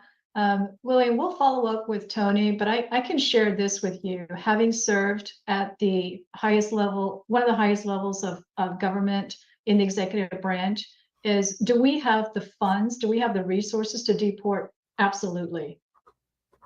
We have the resources, as you can tell, to open that border and allow tens of millions to come in our country and provide them with social services such as housing, temporary or permanent, healthcare. So do we have the funding to also deport? I believe so. So again, it is a matter of policy. And so that's my point of view, having served at the executive branch of the government, but we will take that question to Tony since he did have to drop from this virtual rally. Thank you, William. Thank you. William 的话有一个问题就是说现在我们这个拜登他提议才上台之后要大规模推动驱逐非法移民那现在美国经济那么不好，以后政府还有预算来推动这个大规模的驱逐行动吗？Holly 回答的话，他说其实这个不是经费问题，而是政策问题。如果有这个政策的话，一定会有这个方法。你可以看得出，现在在安置非法移民方面的话，我们政府花了不少钱，从他的住屋到交通，还有他们的这些健保这方面，我们政府都花了大批的钱在非法移民身上。如果是政策的转向，那当然的话，可以将这些钱用作驱逐非法移民的这方面这上面用的。所以这个部分不是预算的问题，我们国家是有钱，只是说这个执法人员、决策人愿不愿意这样子做而已。所以他并不认为驱逐非法移民的话没有足够的经费。我们再看一下子的话。So we're going to move to education rights and job opportunities, and I'm proud to introduce Mike Zhao. He is a co-founder along with myself and others with Asians Making America Great Again. He is also president of Asians MAGA and also president of the of ACE, which is the Asian American Alliance, a coalition for education. Over to you, Mike. Okay, thank you. First, I want to express my sincere thanks to all of you who attended this important online rally, also to our outstanding panelists. Today, and is very important, this election is very critical. First, I want to give just a very brief introduction about myself. I grew up in communist China under dictator Chairman Mao. My family suffered, political persecution during Cultural Revolution. I experienced the loss of my family members, extreme poverty. Finally in 1992, I escaped to America and, work, received my MBA degree, work all the way to the director of global planning at Siemens Energy. So I achieved my American dream. And also, after that, I began my journey defending American dream, fighting for equal education rights for 9 years, over 9 years. So first, I want to explain what is the American dream. American dream is not buying a big house, a nice car.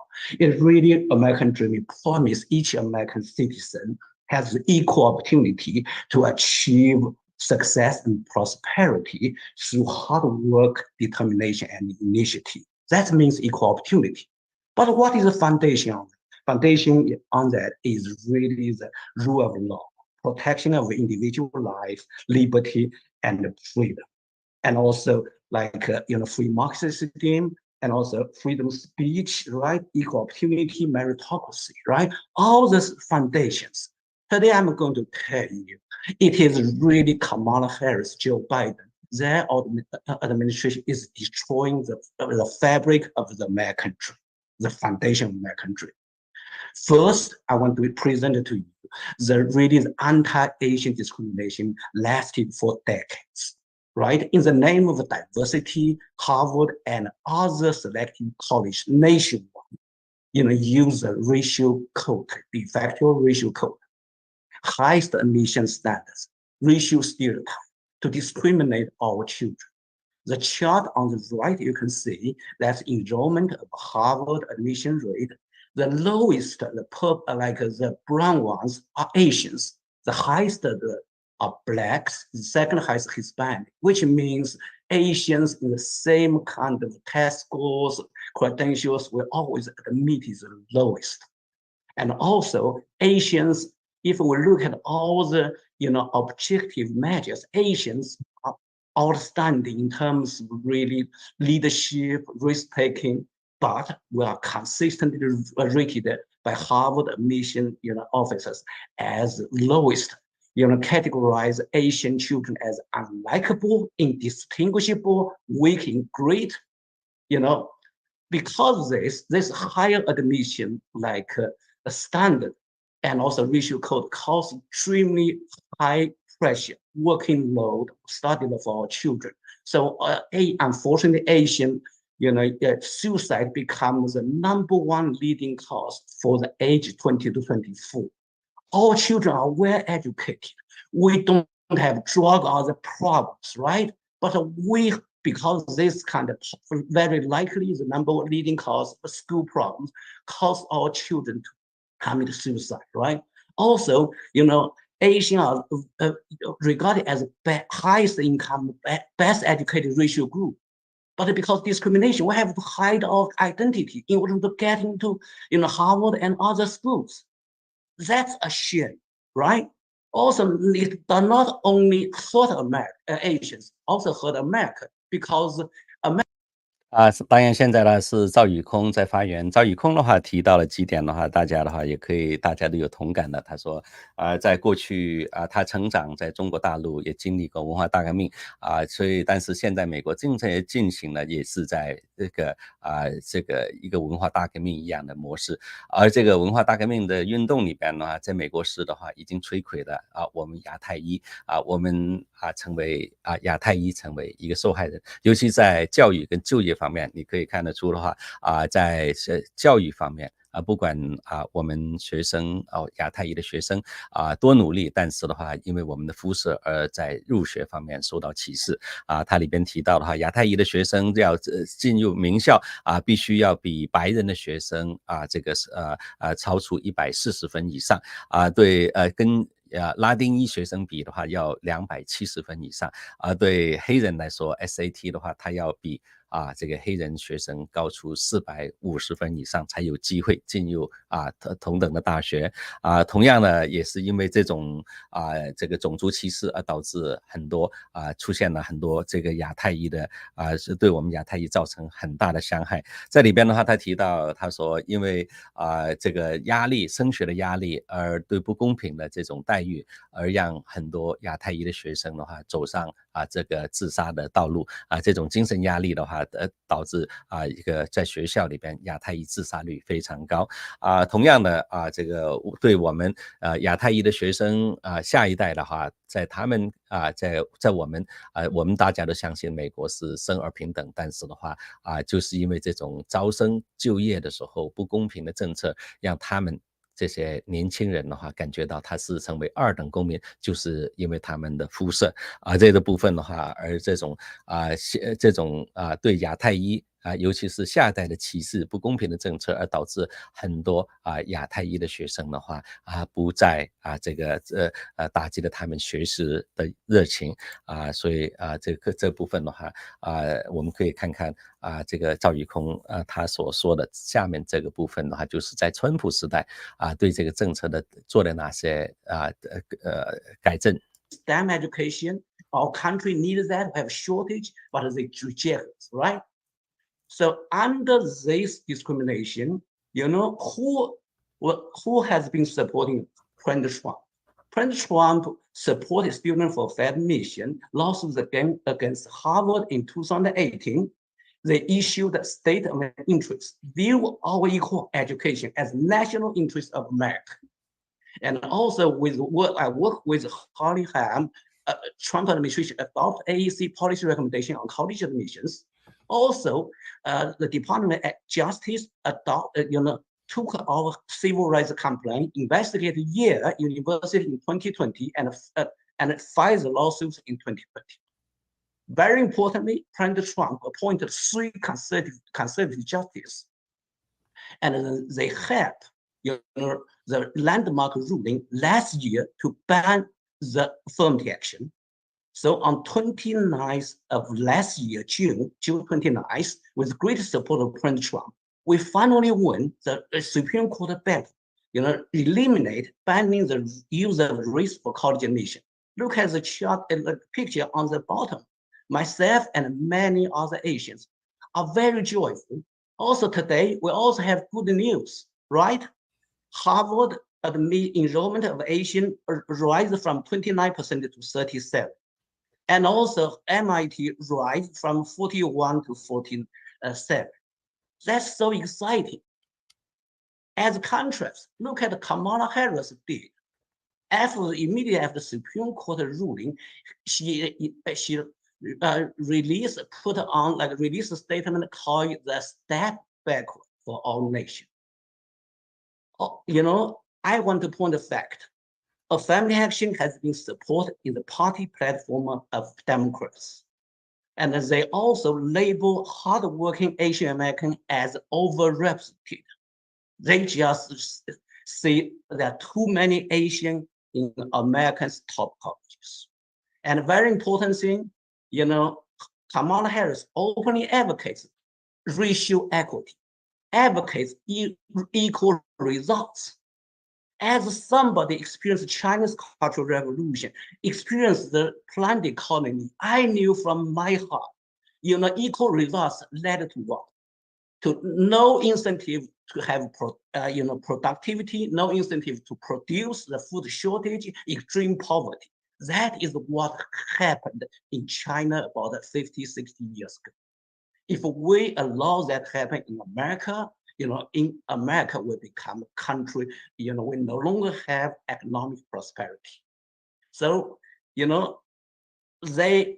I just talk about diversity, right? They use diversity. Next is really racial equity, right? Can we move one page earlier and we can move back, Holly? Holly, yeah. So they already have a time to use the same kind of racial code on the employment. Asian Americans are excluded from hiring at University of Louisville and YouTube because of diversity equity. They basically, in their advertising, no Asian, no white, right? Also, the so-called inclusion actually is really exclusion. They're using cancel culture. Stephen Schiff being forced to resign because he said something politically incorrect.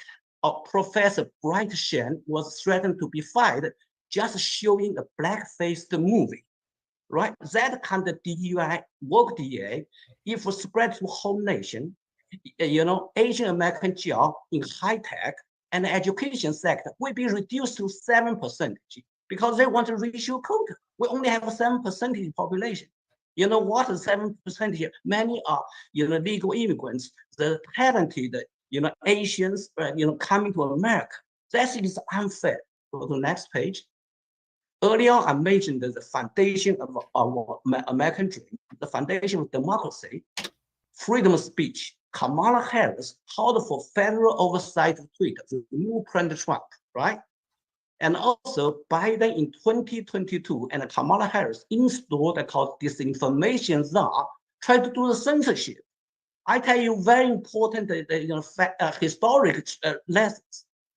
In 1958, Chinese dictator Chairman Mao launched called anti-rightist campaign, silence all the outspoken intellectuals in China.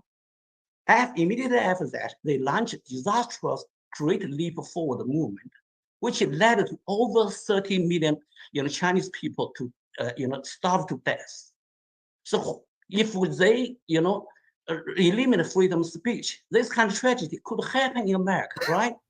They also, Biden and Kamala Harris want to use taxpayer funds to promote critical race theory. What critical race theory is like class struggle theory, just replace like white, in the class struggle theory, landlord was labeled as oppressors. But in critical race theory, they label white as oppressors, label the black as oppressed. They're pitting one group against another group in America. That is totally, insane and immoral. Also, another very big warning I want to give to Asian Americans. Kamala Harris will backs Joe Biden's call for Supreme Court reform. She wants to pack the court. If that happens, the Supreme Court ruling on Harvard case could be reversed. All children will suffer the discrimination again. So if based on the facts I presented to you, the choice is very clear. If you want anti-Asian discrimination, if you want censorship, and if you want to, pack the court, you vote for Kamala Harris. But that's one side. But if you want, equal education rights, if you want meritocracy, if you want freedom of speech, if you want to have American dream alive, please vote for President Trump. 的张宇空的话，他现身说法，他说来到美国之后，你可以看得出，民主党对这个往往的话，在就业方面还有升学方面的话，他是为了保护这个是歧视我们亚太裔的。川普上台之后，他任命了3位保守派的法官，并且的话，川普责令司法部状告耶鲁大学在亚太招生的时候歧视亚太裔，所以这部分的话是川普叫他的司法部部长对耶鲁大学进行这个行政的起诉。当然3位保守派的法官川普任命之后的话，在6月29号在去年的时候的话做出一个历史性的裁决，就是大学招生不能够歧视亚太裔。当然这个部分的话你可以看得出这个判决对我们亚太裔是非常重要的。而有一半血统的印度裔的这位贺锦丽，他反而跟这个唱反调，他全力批评谴责这个最高法院的裁决，认为这个措施的话是错误的但是的话你可以看得出他的政治立场就是为了这个玩政治牌。当然的话在很多这个除了在教育还有在就业方面的话，他要立端对黑人还有这些拉丁裔进行保护，而对亚太裔有在技术上面或者是就业方面的话不是以他们成绩来录取，而用肤色来录取这就是贺锦丽的政策当然的话，在目前这个针对因为贺锦丽还有拜登政府呢，这过去3年半针对亚太裔他们这个在学校还有企业里边的话，他们都是针对亚太裔的采取了各种歧视性的措施包括 Michigan 大学的副校长他就是因为在他的网上 post 了一个这个政治不正确的 statement 的话被开除了很多教授的话也是因为这个政治这个不正确而被开除，并且包括University of Louisville 还有 YouTube 的话他的这个在聘请这个资源的时候故意排除亚裔的申请人所以这一系列你可以看得出，他说贺锦丽的政策是绝对是激进的。在目前如果我们不再如果让他当选了之后的话，那我们亚太裔不管是在升学教育和就业方面的话都会这个返回到以往的这个政策里边。因为贺锦丽他现在计划他上台之后的话，他要将扩充最高法院的法官人数，这种情况之下他可以任命更多的自由派法官，而推翻哈佛大学对亚太这个招生案子的裁决。所以这来确保的话为了确保我们亚太裔的利益我们必须要联合起来，一起来反对贺锦丽的极左政策，保护我们下一代在就业升学方面的公平机会。好了，我们再看一下这个另外一名 speaker 他的演讲叫做罗坚义。Names here, Mayor Ron Falcone, Pastor Herman, great to see you, and my fellow Nevadan Tuan will be speaking later after me. But my slide is very simple and the message is very simple. Holly is no tax on tips. In fact, I'm sitting on a rooftop downtown in Las Vegas because we're celebrating September birthdays for my family. But this is so important that I want to make sure that I take the time to share with you all why it's so important to vote for President Trump, because for the service industry, especially in the Las Vegas areas, the service folks, bartenders, valet, even those house cleaners in the hotel industry, they do get tips, believe it or not, and they do depend on those tips. And just so you know, for folks don't know what's the definition of tips. Tips is to ensure proper service, right?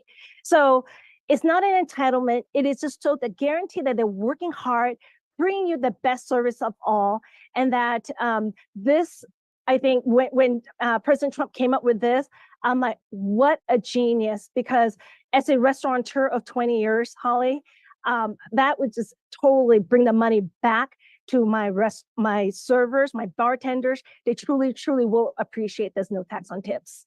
So my message is very simple. Just like all my bartender servers, they are here to preserve the American dream.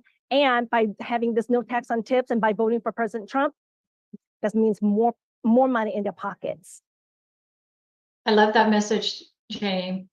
I mean, this is a country where we know where corporate tax is. We also have a marginal tax, but the service industry, and we see more and more service. Unfortunately, the 90s and recently it's decimated the labor workers, the middle class. But part of the middle class is also a lot of service-oriented workers in the restaurant, in the hospitality. I'm in Houston, as you know, tons of restaurants here, right? Tons of service industry. We have a vibrant tourism. And so this makes a whole lot of sense. And I know the man who came up with this, and I know the woman that is stealing this idea. And so Trump came up with this. This is Trump's originality. And we're going to vote for Trump because the service industry and the hospitality industry needs this. It is more money back in our pockets. It is more money that fuels the economy. And it's not just government taking over that. Absolutely. And I think with President Trump, I think, Holly, you serve in the White House, the WIAPI with us, along with us, right, with Herman as well, too. And I'll tell you, with President Trump, the 4 years that he was serving as a president, we had the best of the best. Small business owners were thriving. Restaurants were thriving. Unfortunately, here in Las Vegas, I'll tell you, there are a lot of restaurants that are closing. They cannot afford to pay their servers. The inflation cost is high. So with this, like you said, no tax on tips is brilliant. I love it. I would steal it too. Yes, ma'am. Well, Jane, thank you for tuning in. I know you've got a party to continue with. Please send our best to Derek. He's got a birthday and the rest of your family. So thank you so much. And thank you for all of you who's doing the hard work again. Let's do this. Let's make America great again. 现在请来的话是一个 Jane 的话，在川普时代，他是亚太事务的一个经济顾问在里边的话，他说川普时代的话，他对小数商家这个带来了很优惠的政策现在的话，这个在过去3年，小商家小生意人我们普通的老百姓都受到很大打击。最重要的话，就是因为通货膨胀的这个压力的情况之下，越来越多的消费者没有办法再去消费，没有对这个拜登的政策是没有信心，这种情况之下而导致很多这个在服务业里边的话没有办法生存，就是在拉斯维加斯他所在的地方，很多商家中餐馆都不得不要关门了但是的话在川普时代的时候，就是因为民众的经济都好，大家都有钱以后可以而触动了很多的经济的发展但同时川普他现在提出来对这个服务行业的小费不征收税，这部分的话是对拉斯维加斯的行业各行各业都非常帮助很大。有了，因为毕竟他们有小费这个不用征收税手上可以用这钱来购买东西，有了这个钱之后购买多的东西，只有商家的话生意才会好这个计划这个提案的话，对我们亚太裔的商家来说是很好的政策当然的话，这个政策那么好，Holly也说的话，难怪贺锦丽也会偷所以的话这个部分的话不管怎么样，他说这川普的话在对我们亚太裔的商家发展的话是非常重要的，所以他也呼吁所有的亚太裔人士的话一定要出来投票支持川普。 Thank you, Jane. Well, another fellow resident from Las Vegas. Our next topic and our final topic this afternoon is the economy and inflation. So I want to welcome Tuan Pham. He serves as board of director for the Las Vegas Chamber of Commerce. Mr. Pham? Well, first of all, thank you so much, Hardy, for the introductions. Can you hear me okay? Yes, we can. All right, wonderful. We can. You're welcome to turn on your video if you'd like, but we can hear you just fine. All right, very good. First of all, I wanted to thank you. That's not the wrong time to answer the phone. Anyway, thank you so much and congratulate all of the speakers today. You are fantastic, and I think that we learned quite a bit today. My topic is a little bit dry, but I hope that, I'm taking this opportunity to basically having a conversation with all of you, because we really, this is a critical time for us to basically change the course of the economy that we are in right now. hopefully that what I contribute today will will make us to make sure that we're gonna change the course of what we have been in the last 3.5 years. Americans have been struck by reckless spending in Washington under the Biden administration. Skyrocketing food, housing, energy price has destroyed family budget. For example, in my household, I usually pay probably about $300 to $350 a month during the summer months because we have to run the AC 24 hours a day. But now, since the last 3 years, we go up about 100%. So in other words, is that we're paying $700 a month during the summer months right now at the moment. So instead of cutting back during this challenging economic time, Biden and Harris have mortgaged America's future by spending even more and devaluing our currency. So we must have to take a tough choice and live within our means. Why should Biden and Harris do the same? And hopefully that, we don't have to face, after November, we're probably going to be enjoying ourselves to have a change in our economy. So for the inflation itself, the energy cost, as I just mentioned, for myself experience, I think I have 100%, especially on my AC or on my electric bill. But nationwide is about 28% increase, 28.8% increase. The gasoline, as you see, 47% increase. Natural gas is about 26.9%. Grocery, everyone feel the pinch. When we go to the grocery, we know that, I don't know if we eat more or because, or we have to pay more. Absolutely that we pay much, much more than we used to. Eggs alone is 49.3% nationwide. Milk, 15%. Chicken, which is, we probably eat 3-4 times a week, 23.9%. Transportations, 32%. Airfare, and unfortunately, I travel quite a bit too for work. And that was increased about 32.7% nationwide. Used car, 20.9%, and clothing about 13.5%. So another thing that, if you probably look at and you see that in Nevada, so next month, we're gonna have another increase between 18.6% to 39%, depending on the carrier that you currently have for your insurance.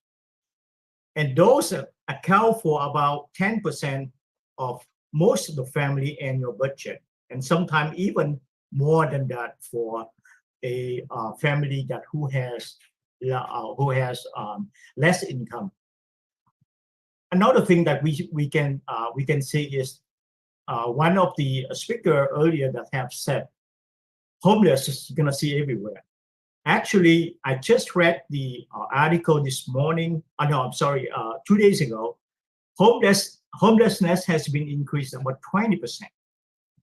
So our economy problem results from Washington bureaucrats consolidating too much power into centralized federal government.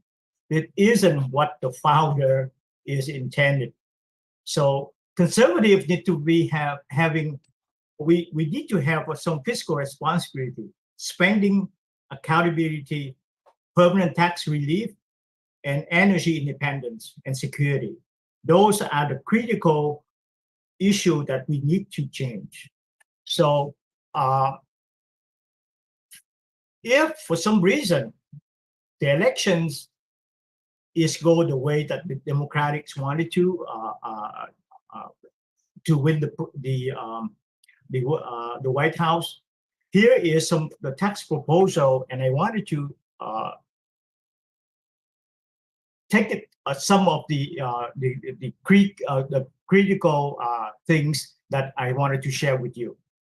So For energy, we have been blessed with an abundance of natural resource. Still, we have also provoked by the current administration pushing extreme left energy agenda, like the Green New Deals that raise price and destroy jobs.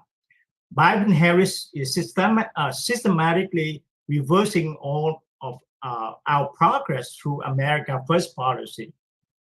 We believe strongly that in modern energy solutions that prioritize American energy jobs, protect consumer, and safeguard productions in all forms. It's the time to restore American First energy policy that unleash the full potential of American energy independence and strength. We can make it happen right now. We have the natural resource to be on the 21st century American energy producer that bring job, energy security, and lower consumer costs. On the public safety side, the extreme left trying to defund the police, which would cause tremendous harm to our economy. So we must stand with our law enforcement. 当然，现在请到的话是端范，是拉斯维加斯商会的理事。当然，这位越南裔的商家，他讲的话，他在过去3年半，在拜登的政策之下的话，我们大家普通民众、中产阶级老百姓，还有这个小商家都会感觉到这个通货膨胀所带来的压力。他所在的是赌城拉斯维加斯在里边的话，他说他以前在这个3年多以前他每个月的电费大概是250块钱，但是的话现在基本上每个月都要花700多块钱并且从这个汽油费到一般的超市里边基本上从鸡蛋到汽油基本上都是增加了20%，有的甚至50%，就连一般的普通保险从住家的保险、汽车的保险到健康保险，以后保费也是从原来的18%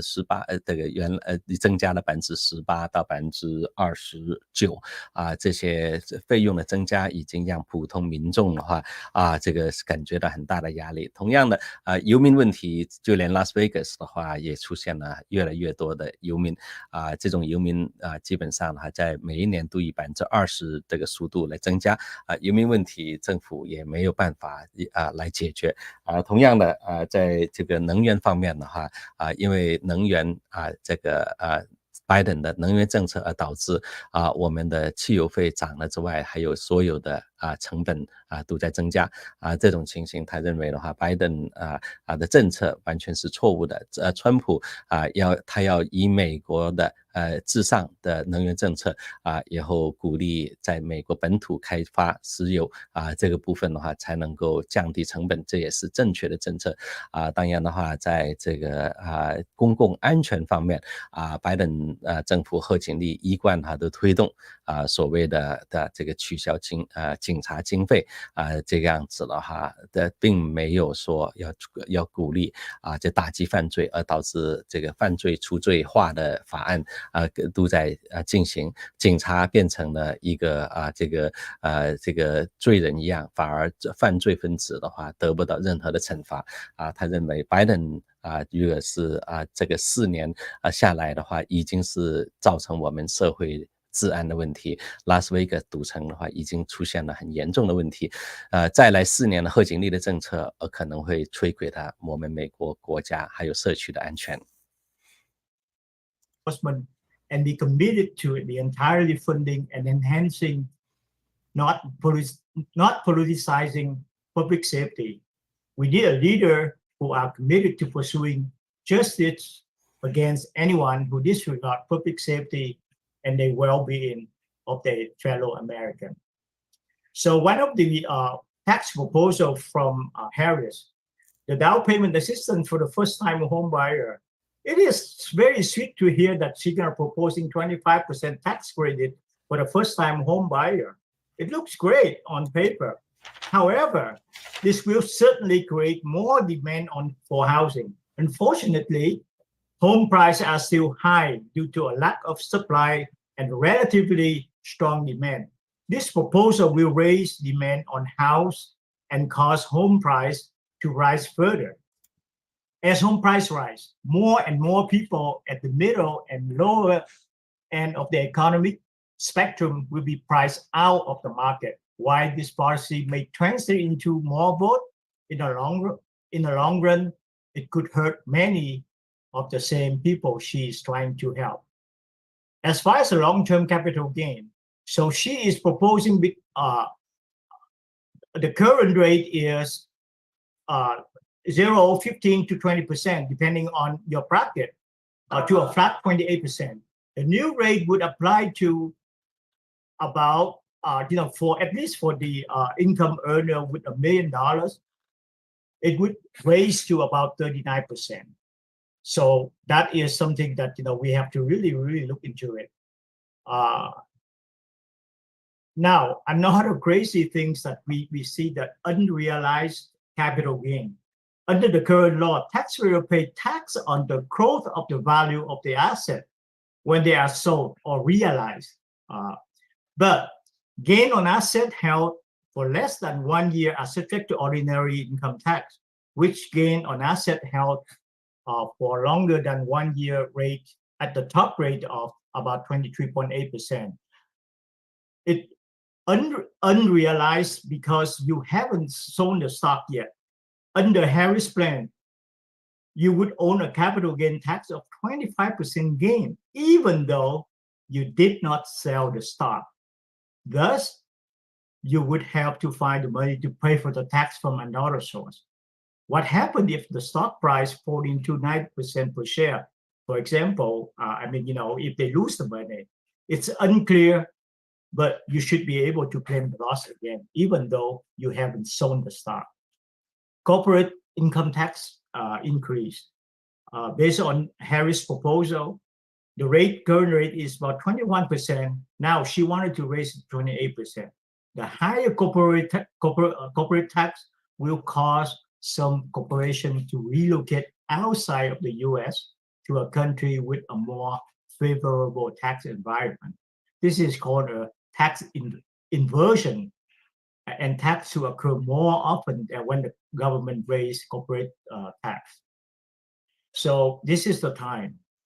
President Trump has a strong record in leading our country, especially since he knows our economy well. He is the only one in this race to reverse the economy state to a strong economy.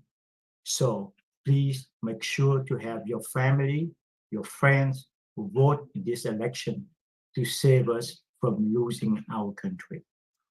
当然，段先生呢，他也提到了3个议题。第一点的话，就是 housing 住屋的方面，他说贺锦丽他说他要给初次购屋的人2万5的补助，但是问题现在不是因为这个就算呢有这个补助，而是因为住屋不够。这种情形的话，导致就算你补助了2万5，也没办法解决住问题，以后并且房价也会因为这政府的补助而房价也会提升。这种情况之下，永远也没有年轻也没有机会能够购买到自己的房屋。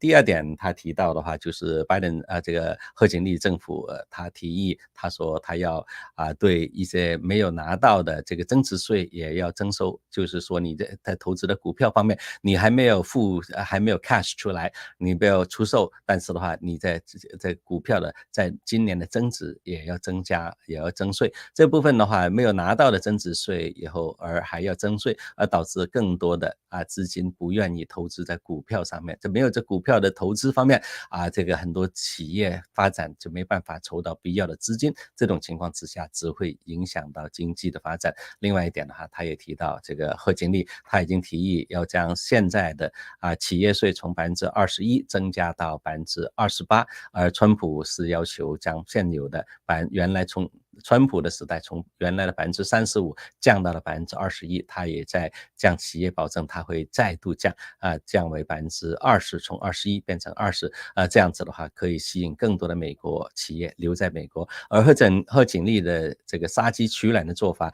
要将企业税提高到28%，而导致大批企业会搬离美国，而造成更多的美国就业机会会损失掉，而大批的美国的税收也会因此而消失掉所以他认为的话，这个要挽救我们美国的经济，要让所有的普通民众、中产阶级也要富起来只有选川普才有机会贺锦丽只会将我们美国国家这个带往堕落川普的政策才能够振兴美国。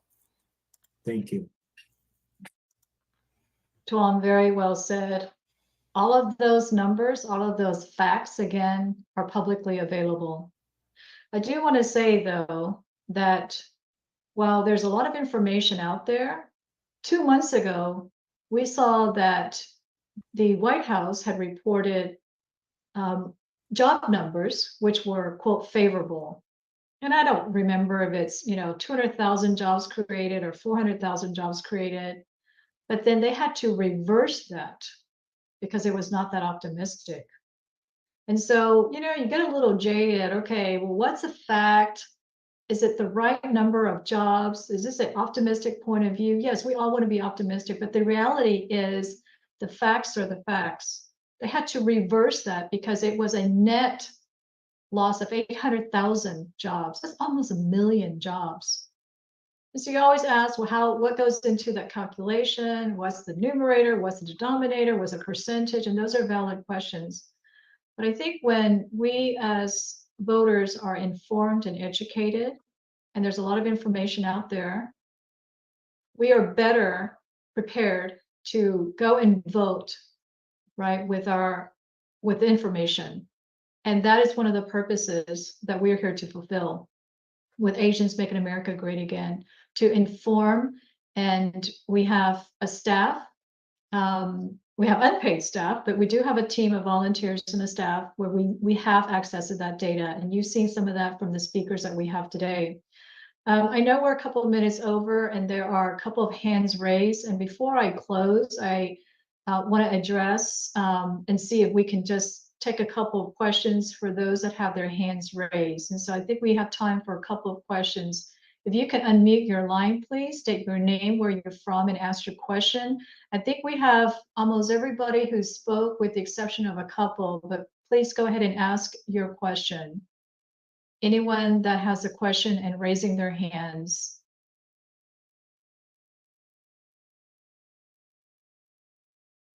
Xiaoming, if you can help unmute those lines. Are there any speakers or any participants that would like to speak and ask a live question to our panelists? Hey, can everyone hear me? Yes, Yeah. Please go ahead. Okay, my name is Jie from Georgia. So I often hear Democrats or lefties, they say the stock market is soaring. Therefore, the economy is great. So, I mean, my typical answer to them is that stock market, I mean, it's soaring because of AI and all the Magnificent Seven. It's all, AI-centric stock, and they got, reflected of the future value into today. Therefore, it, jack up the stock market. It doesn't truly reflect the economy, the state of the economy. That's my answer. But I would like to hear others. How do they answer that? Great question, G. Thank you for asking. Tuan, would you like to address that? Well, she is right in many aspects of it. AI has been tremendously, in fact, that one of the market that I am recently get involved, which is the crypto market and the Bitcoin market. So basically, they use AI to research, or to instead of using the human analyst to analyze all of the stock, now they use the chips, the new chip, the NVIDIA chips, and those are expensive though. By the way, it's probably several $1 million. But those chips would help tremendously in terms of analyzing all of the market out there, as far as the crypto or any Bitcoins. It's probably 100 times the speed of the human the human being to taking hundreds of hours in researching. So you are absolutely correct. AI has been a lot to do with the stock market soaring as we see it. Thank you. Thank you, Tom, and thank you, G, for the question. And we'll take the last question from Lisa. Your hand is raised. Lisa, please proceed. Hi, my name is Lisa. I'm with the Asian Americans for Trump, and I'm also with RSBN. And I have a question as a millennial. We're losing our conservative values now because of the media and social media. In 2 miles, use the second from the right lane to take exit 47 for California 1 toward Pacific. Oh, oops. Anyway, we're losing our we're losing the young voters that are Asian Americans to the left right now because of social media, them using the left using influencers and music artists, and also just the media trying to brainwash the left. How could we engage the young Asian American votes to vote conservative and to vote for President Trump? Excellent question, Lisa. Yes, I mean, and you're a millennial, and you probably see and associate a lot more around the media also. I will comment, and I think Mike wants to also add additional comments. The trend actually across most all demographics is that the youth are more left-leaning.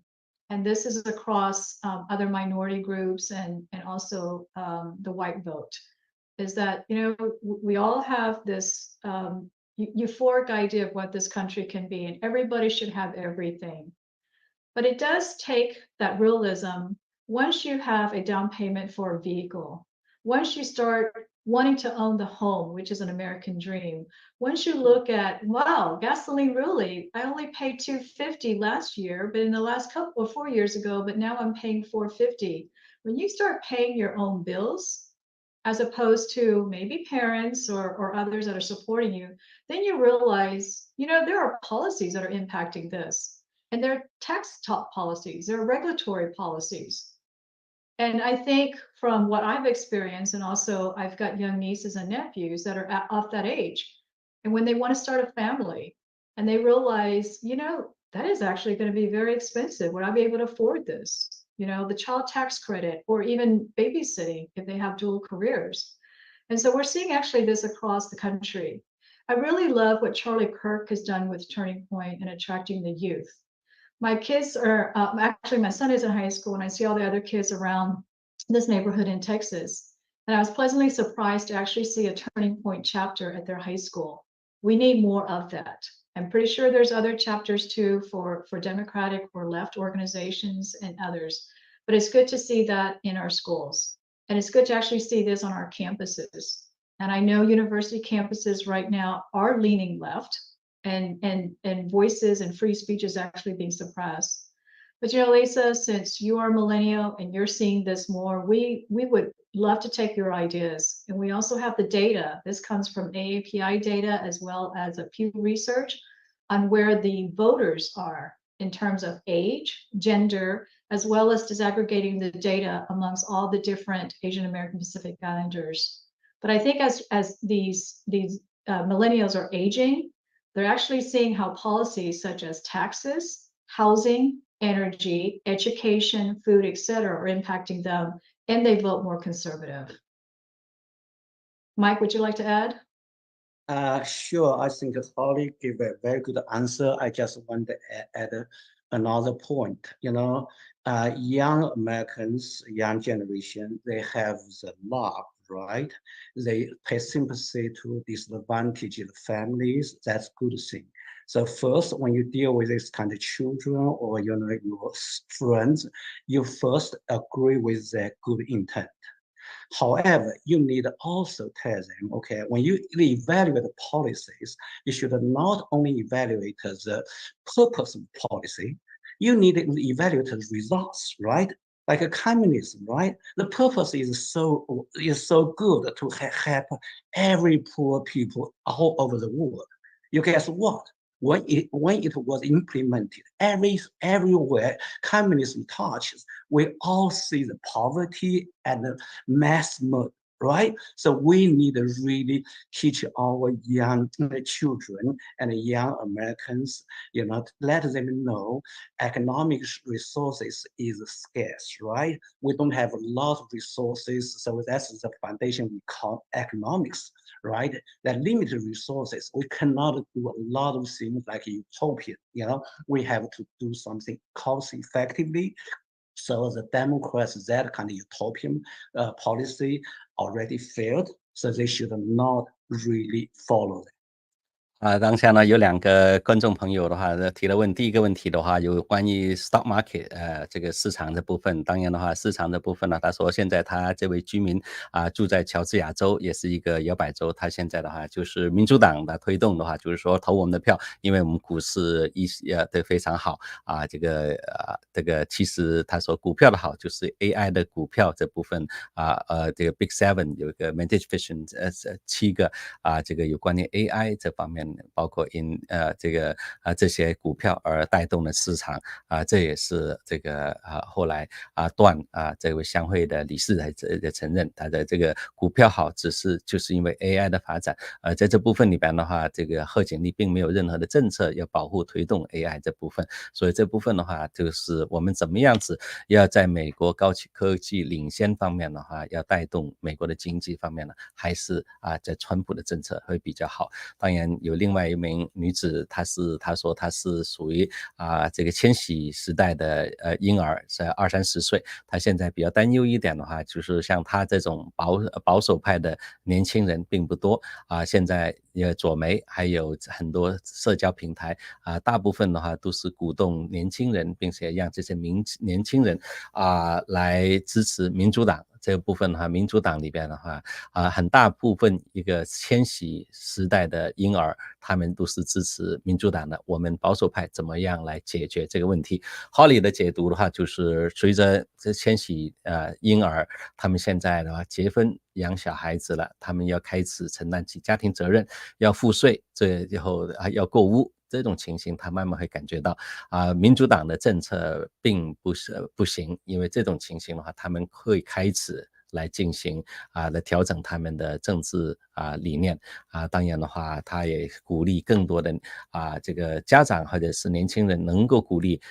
年轻人了解一下这保守派的政策，让他们知道保守派的话的政策是真正切实的实在的一些政策，是可以这个繁荣美国的经济，而让所有的中产阶级都可以富裕起来的这个政策赵宇空他补充一点的话，他说现在这个很多年轻人他们都是充满了希望，充满了有理想主义者，但是理想主义跟现实是不太一样的他说这个每个人都希望的话世界的这个和平，世界的每个年轻人都有这种热情在里边，但是呢这种的话他们明白任何一个措施跟理想是不是相差的，因为很多结果你像共产主义的理想都是很伟大但是的话你可以看得出在共产国家里边的话哪一个经济是好的哪一个国家是富强的，哪一个国家是有民众的有生活自由的权利的了解了这些结果，大家会知道的话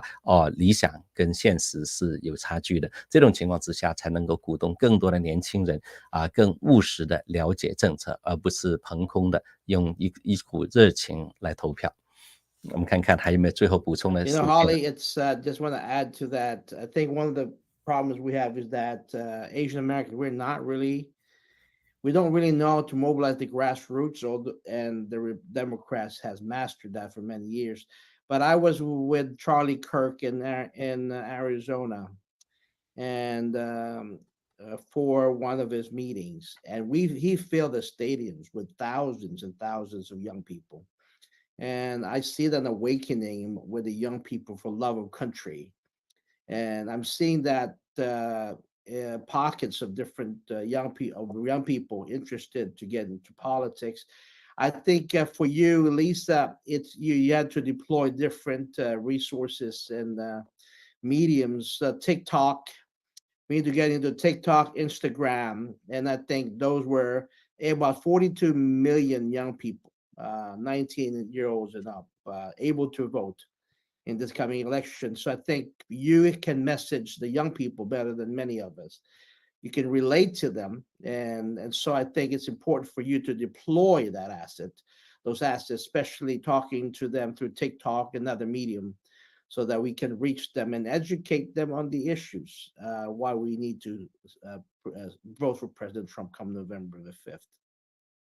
That's what I'm doing, by the way. Follow me on X, I'm Liberty Olympia, and also Instagram and TikTok, Surrender Sister LV. I'll put it on the chat. I've been trying to reach out the best that I can to young voters and also the Asian American community, especially in trying to launch the Asian Americans for Trump Coalition. So that's happening soon. Wonderful. Thank you. Lisa, thank you so much. And thank you for asking your question. I know Tony G has been waiting very patiently. Tony, you will be our last speaker. So go ahead, sir. If you unmute your line, please, Tony. Hey, thank you for waiting for me. So this is Tony. I'm also from Silicon Valley. And this is a great meeting. Thank you for everyone. I just want to quickly share that we have started a volunteer group. The people who are using Scott Priestler's great app. It's called the Early Vote Action, to try to flip the swing states. So if anybody is interested, please reach out to me. I think, yes, you can ask Yukon to find me. Also, let's vote Trump. Let's keep no matter how big or how small the effort you can do, please keep doing that. And also, more importantly, ask more people to do the same thing you are doing. Thank you, everyone.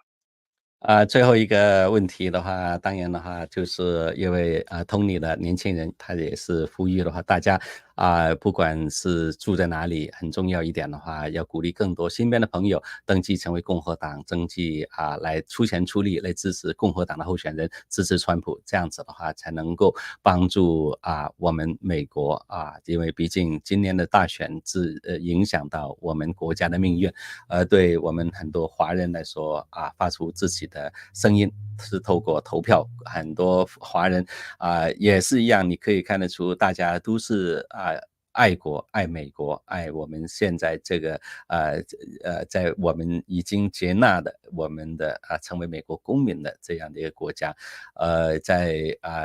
在我们群里边的话，也有 Light 的话问他 ，Light 的话一直也是非常爱国、非常支持我们 channel 的这个观众。他有个问题的话，他说儿子他现在是属于加州，有加州的投票权，明天要出发到 Arizona 去工作了，会在 Arizona 那边的话申请驾照。请问这次选举属于 选举它属于加州好还是 Arizona 好他不想错过任何对美国有利的选票其实的话这个很多州我记得在2020年的时候民主党就发动很多这个加州的选民搬去以后在就乔治亚州登记。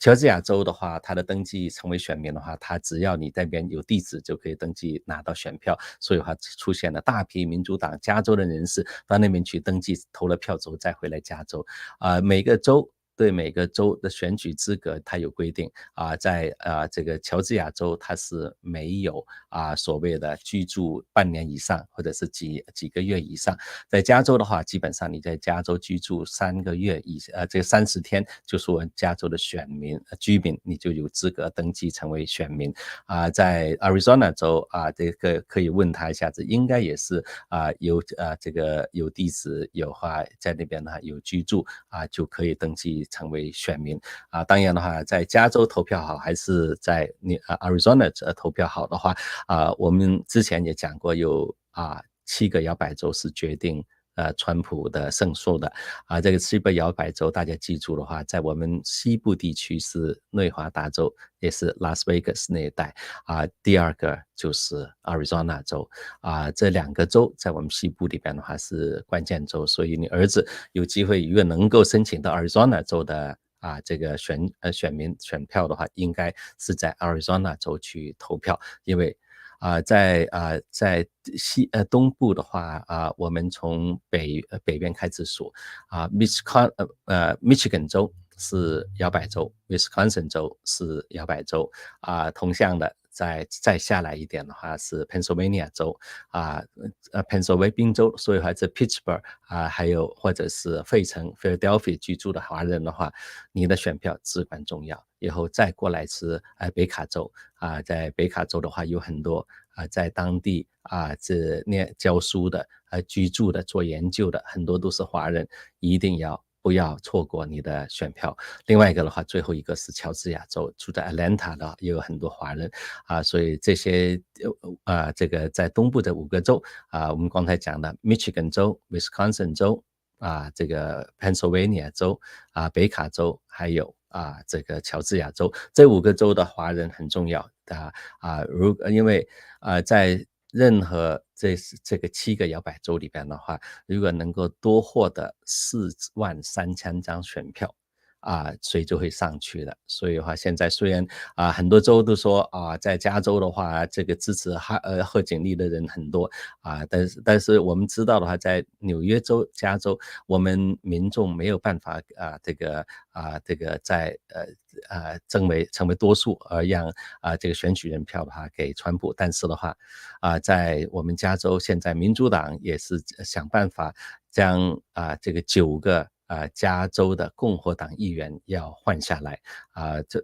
同样的我们共和党也想办法要将47选区的这个选位置的话，现在是民主党的要换成共和党所以这个选战非常关键。刚才观众朋友里边也提到因为毕竟有很多这个川普上台，如果是参众两院都是民主党的话，那他基本上没办法推动他的保守政策同样的这个你想想看的话，这个如果是众议院被民主党拿下来，川普要推动政策就像 Nancy Pelosi 一样，动不动就弹劾，就是这种阻止他的预算，卡住他的脖子，他也没办法去施动政策。同样的，如果是参议院被民主党所控制，那川普要提名任命保守派的法官的话，没有参议院的多数票的支持，他也是动弹不得这种情况之下的话就是很重要，不单只要投川普的票，还要投共和党参众议员的票。很重要一点的话，